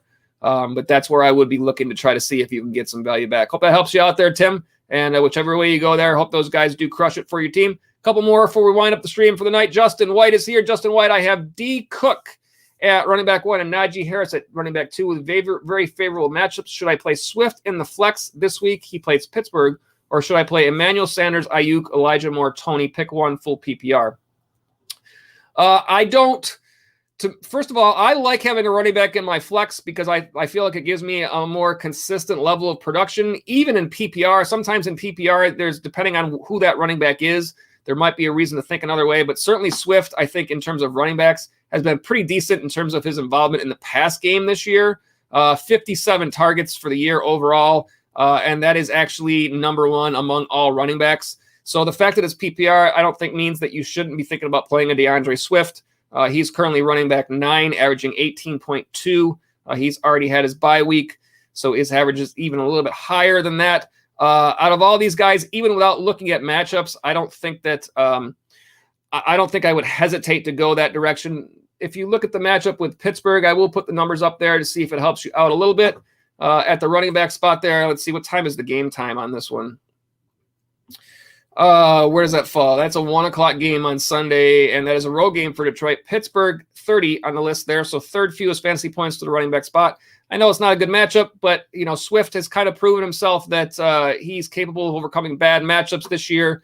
When you compare that to the rest of the players on your list, the matchups certainly help, and we do like to look at them, but just without even looking at them, looking at those guys, I don't feel super comfortable with any of them in terms of the volume that they're going to get. Out of all of them, the guy I like most right now, believe it or not, is Brandon Ayuk, who I wouldn't have said that a couple weeks ago, but it looks better than it's been. Sanders for the Bills. Man, the Bills look bad on offense this week. Playing against the Jets, 26, 7th fewest fantasy points to the wide receiver spot. Game script, if the Bills play well, dictates a lot of running in that game.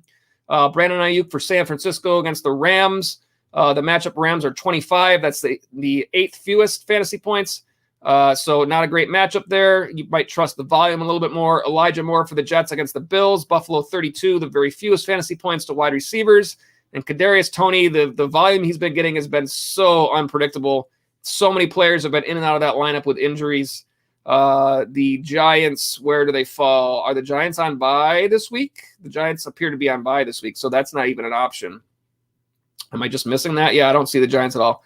So they must be on bye. So, yeah, I think that means Swift is your guy in that flex. Justin White, I would say this. I've been talking about this a lot tonight, and I've been trying not to kind of, confuse football with real-life situations. But I will say this. There is a situation going on in Minnesota that is potentially more important than football and not good in terms of off-the-field problems. I would keep an eye on that. I'm not gonna confuse the two by trying to talk about fantasy football strategy when it comes to a real life situation that is potentially not good at all. So I will just say that and leave it to you, Justin, to pick it up from there.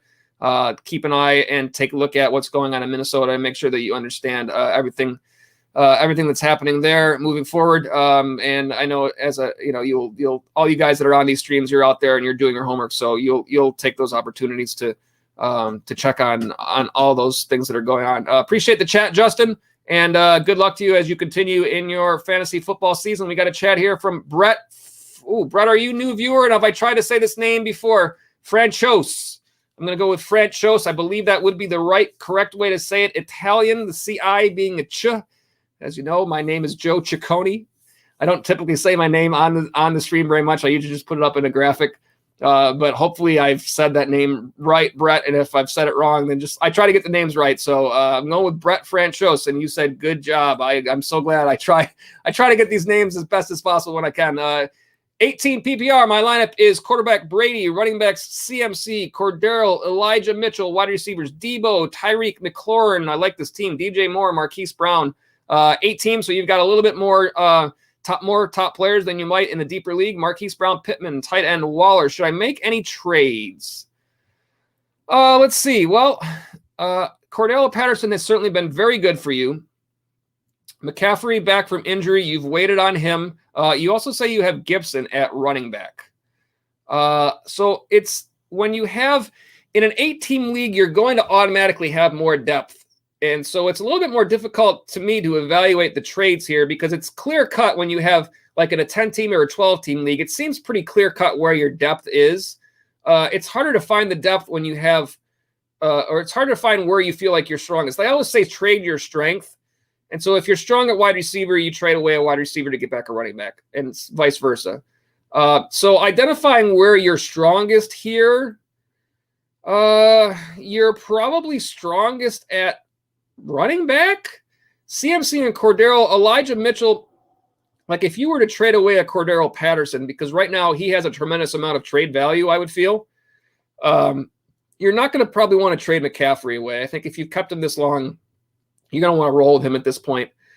Mitchell can slot in place of Cordaro, but you don't really have, like if you traded away Cordaro, we don't want to ever see anybody get injured, but if there were an injury concern there, then you're a little bit thin at running backs at this point. You have more wide receivers to trade away, so I guess I would probably say that your wide receivers are probably where your depth is. Debo, Tyreek, McLaurin, DJ Moore, Marquise Brown, Pittman. My thought would be here is that the way to make this deal, especially if you are sitting in a good spot to make your playoffs already and you don't need the depth. The couple of ways to look at trades here that I like to look at it is, and I've heard this elsewhere, and I kind of adapted this thought, is that elsewhere on YouTube is actually where I think I've heard this. I'm going to give full due to the other people who stream. There are a lot of people out there who give a lot of good information on YouTube. Like I always say, fantasy football is about opinions, and I'm by no means think that I'm the only opinion out there. But if you are trying to scrap your way to the playoffs and you need the wins, then you want to be making deals where you're getting back more players than you're giving up. And potentially you might be giving away the best player in the deal, but you're adding depth because that way you can steal some wins on bye weeks. And perhaps the player you're playing can't do that. So you might get some extra wins and scrap your way back to the playoffs.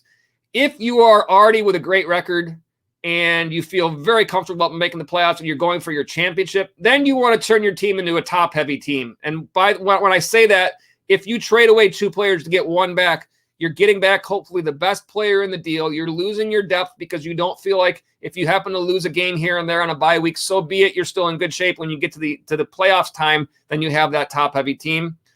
So this is, I see your follow-up. This is what I was getting at. You say you're first in your division.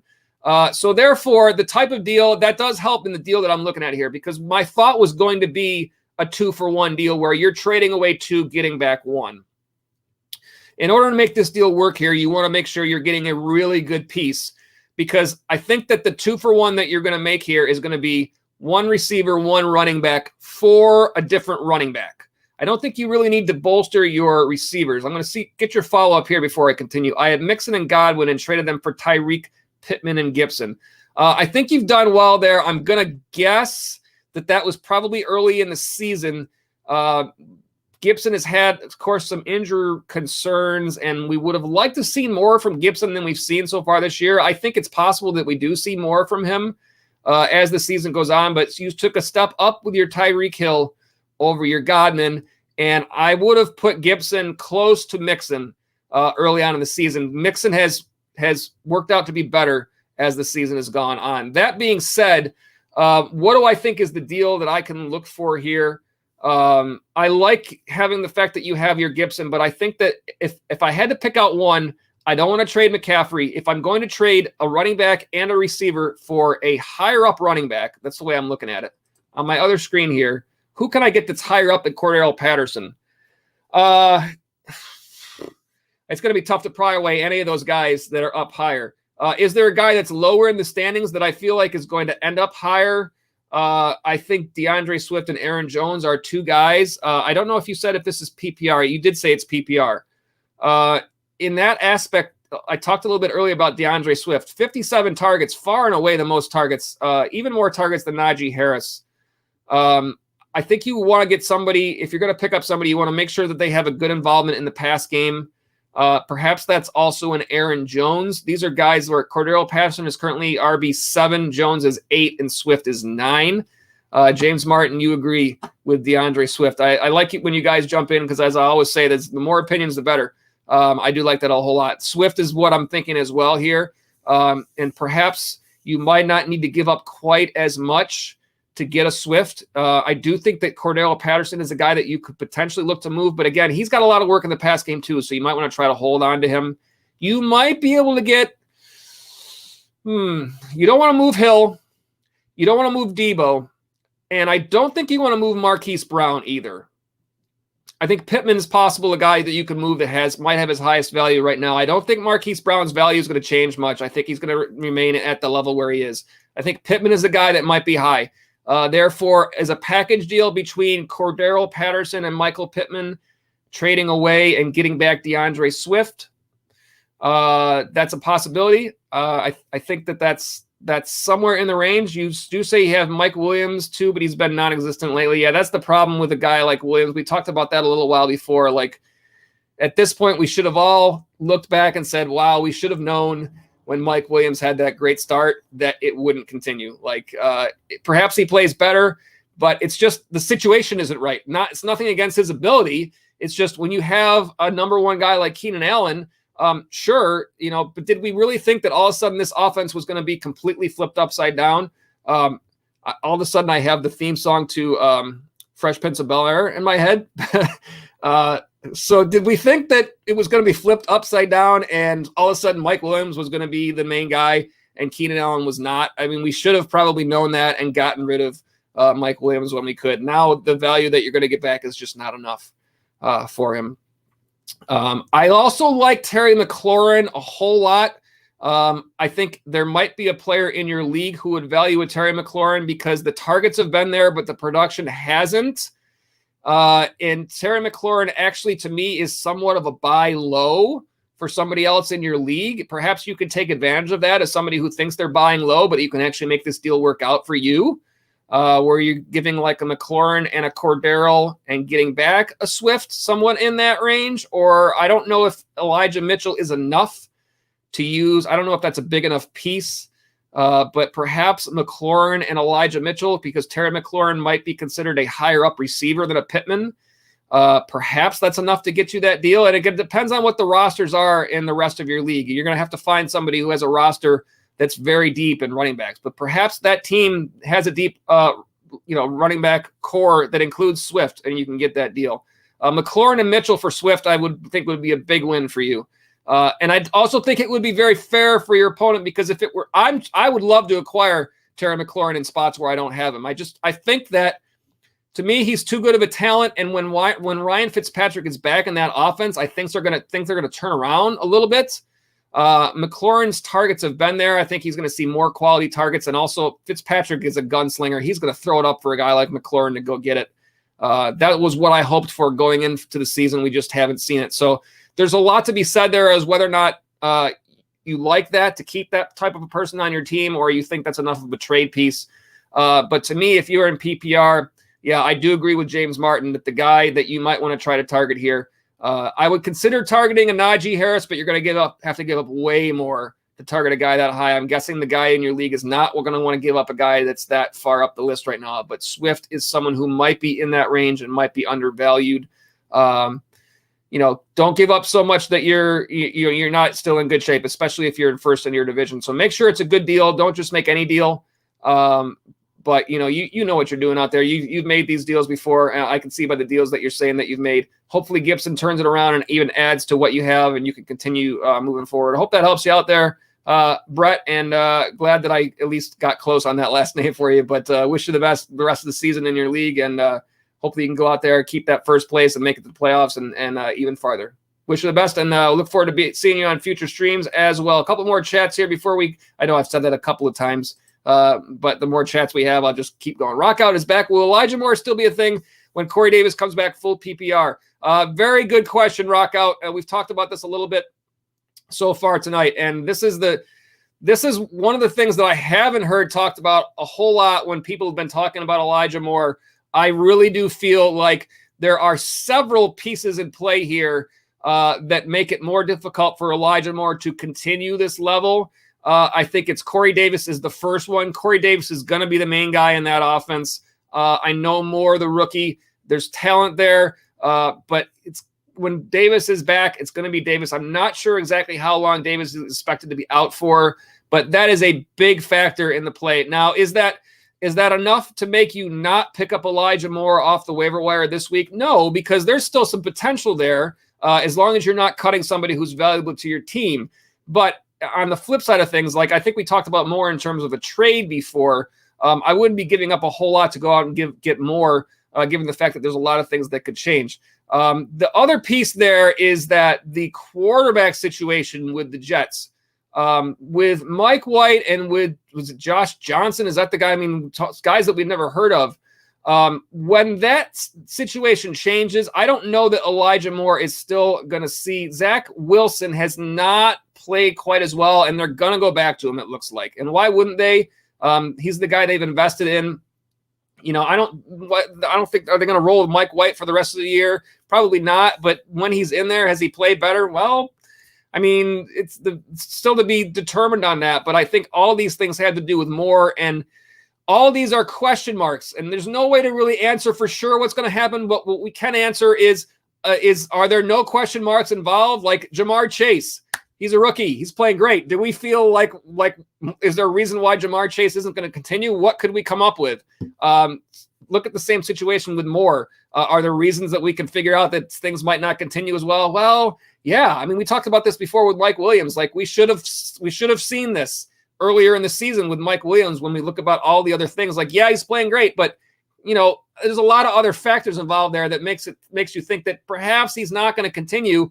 And so perhaps this is a sell high situation if that's the case, you know, why you're asking this.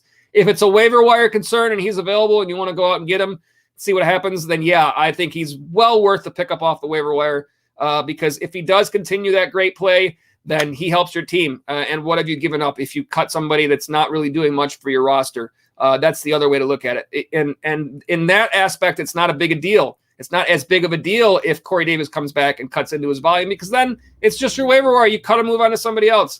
But when it comes to trade type situations, yeah, he is a sell high candidate to me at this point. If you can get something back that's more consistent for the rest of the year, I think that does benefit your team. Hope that helps you out there. Rock out. Glad to have you on the stream. Brett says thank you. Brett French. Let me say again, Franchos. Thank you.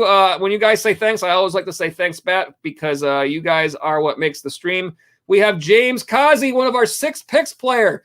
James, I'm going to take the opportunity because we're almost done with the stream. Since you've asked a question here, I'm going to take the opportunity to put up the promo for our 6 picks game because I did that earlier in the show, but I haven't done that in a while. 6 picks is a game you can find on our channel. It's simply for you guys, the viewers, to play. There's no cost or anything like that. We give you 6 fantasy matchups that occur within the same games, and you pick the winners based on who you think will have the better fantasy day. PPR scoring, quick rules, very simple. Find our 6 picks video. You can look at past videos if you want to see how it works on the channel, and then find the new one for the week. And just make your picks in the comments section. That's where we keep track of them. Keep the standings all season long, and the picks close at 1 o'clock on Sunday each week. We haven't done all the standings from week 9 yet, but this is looking back to week 8. Cash Money Wilson and Bill Romanowski, 2 of our regulars, both had a nice 4-1 record in week 8. 3-2 was the best record in week 9. A couple of players shared that, and then this was the leaderboard. After 8 weeks, this was with a minimum of 2 weeks, keeping that leaderboard by win percentage. And we had Vance go in first, Michael McFarland and James Kazi rounding out the leaders. And that brings us back to our chat. So let me get James, your chat back up on the screen here. Glad to have you back with us tonight. You say Javonte Williams, James Conner, T. Higgins, Tyler Lockett, Michael Pittman ranked rest of season. To me, let me see if there are any follow-ups here. You say before I answer that, I'm not sure why, but I really like Javonte's talent above James Conner, especially with their upcoming schedules. And then you say, hopefully this week with 6 picks will be better than the last. Unfortunately, with the 6 picks game, it kind of shakes out the same way as like fantasy football does. Like a lot of weird stuff happens. So the best record was 3-2, like just weird things. We had like a 0.1 point victory between who was it from Tyler Conklin and Mark Andrews at the tight end spot. I don't think anybody guessed that Tyler Conklin won that one. So it hurt everybody's record. But that's why it's interesting. So we put that out there and hope you guys enjoy playing the game. Let me rank these guys for you rest of the season. Without actually looking at matchups, I'm going to kind of go on instinct with this. To me, number one, although I know what you said about Javonte Williams, but number one is James Conner here, simply on volume. Now that, unfortunately, Chase Edmonds had the injury, we never want to see anybody get injured, but it does happen. It looks like he's going to IR. That means a minimum of 3 weeks, and we're already going into week 10. So if your playoffs start in week 15 or week 16, you're going to have basically James Conner, most likely, you would think, being the main guy in that Arizona run offense for most of your run up to the playoffs at this point. Do they work in Emo Benjamin a little bit? Possibly. I don't know how. It remains to be seen how that shakes out. But based on volume alone, you've got to put James Conner at number one. If you got that player on your lineup, he's already been productive for you. And now, the situation, the volume gets a bump. So that to me is where he falls. Javonte Williams is going to be splitting time with Melvin Gordon. When you look at where they fall overall right now, Javonte Williams is currently running back 24, 10.2 for an average. And Melvin Gordon, who is also in that same backfield, is running back 15, 13.1. So the data so far has been Gordon. I know there was a lot of expectations that Williams would start to overtake that as the season went on. It still is possible. I know that Williams is the guy that they drafted, but Melvin Gordon is the guy that they paid when they brought him in there too. So I don't think it's necessarily a slam dunk that Williams all of a sudden is getting, they're pretty close. It seems to be like an even share between the two right now. There will be games when either one of them happens to have the better day. I certainly think that Williams is worthwhile and a worthy player. Do I rank him ahead of any of these other guys? I think it's closer. I think when you talk about these wide receivers, Michael Pittman is having a tremendous year for Indianapolis. He seems to be the number one receiver in that offense. He's currently wide receiver 7 for the year. He's averaging 16.3 overall.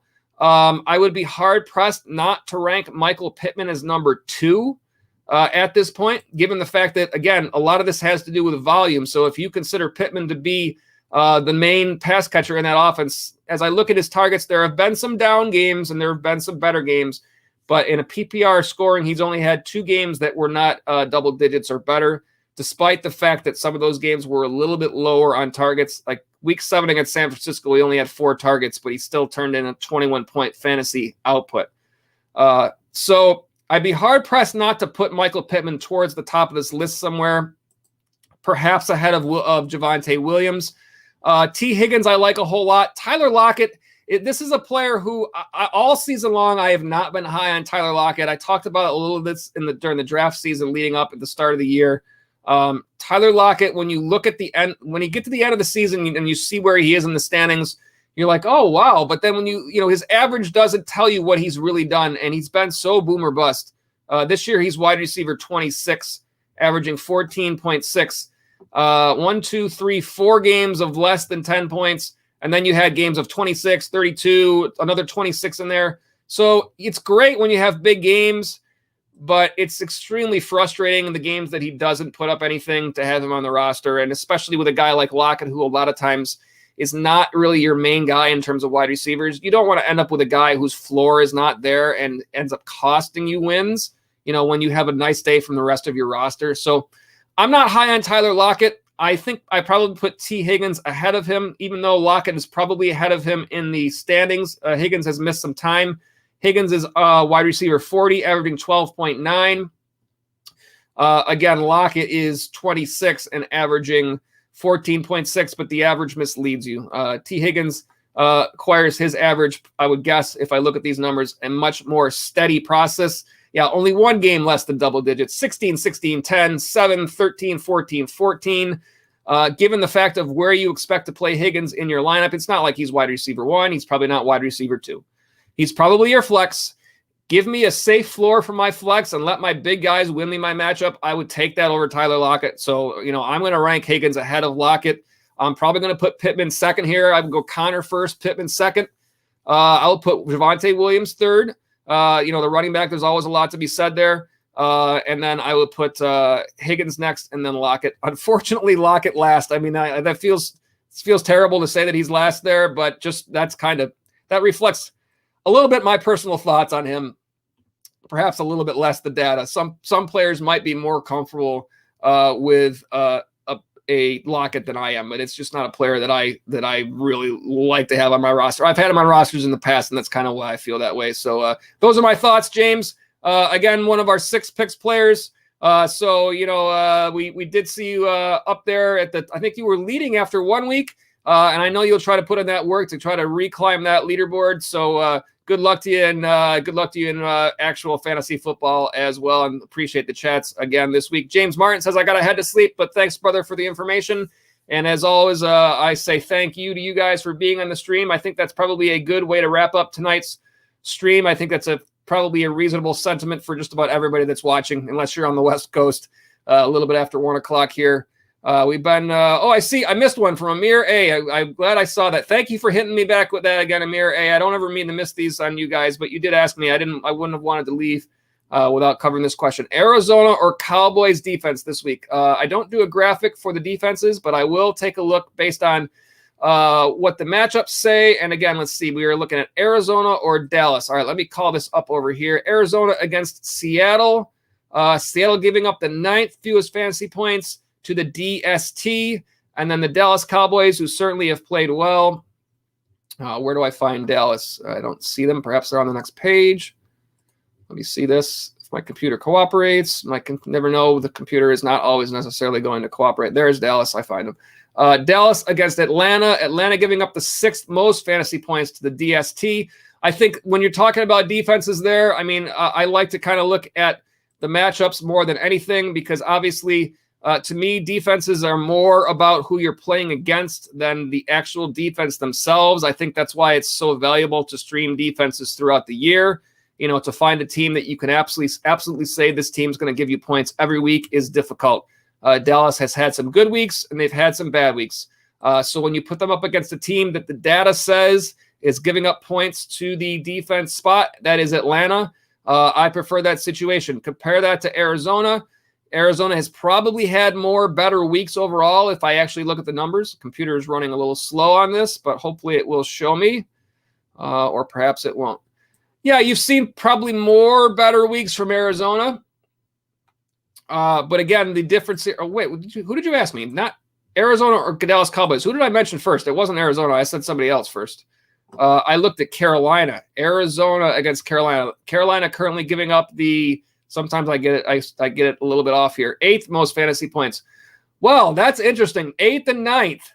8th and 6th. So the matchup just barely in favor of Dallas, but pretty much the same matchup. That being said, Arizona overall has had more higher scoring weeks. Last week against San Francisco. Again, this computer, show me numbers, computer. Even if I don't get the numbers, I'm probably gonna say Arizona here.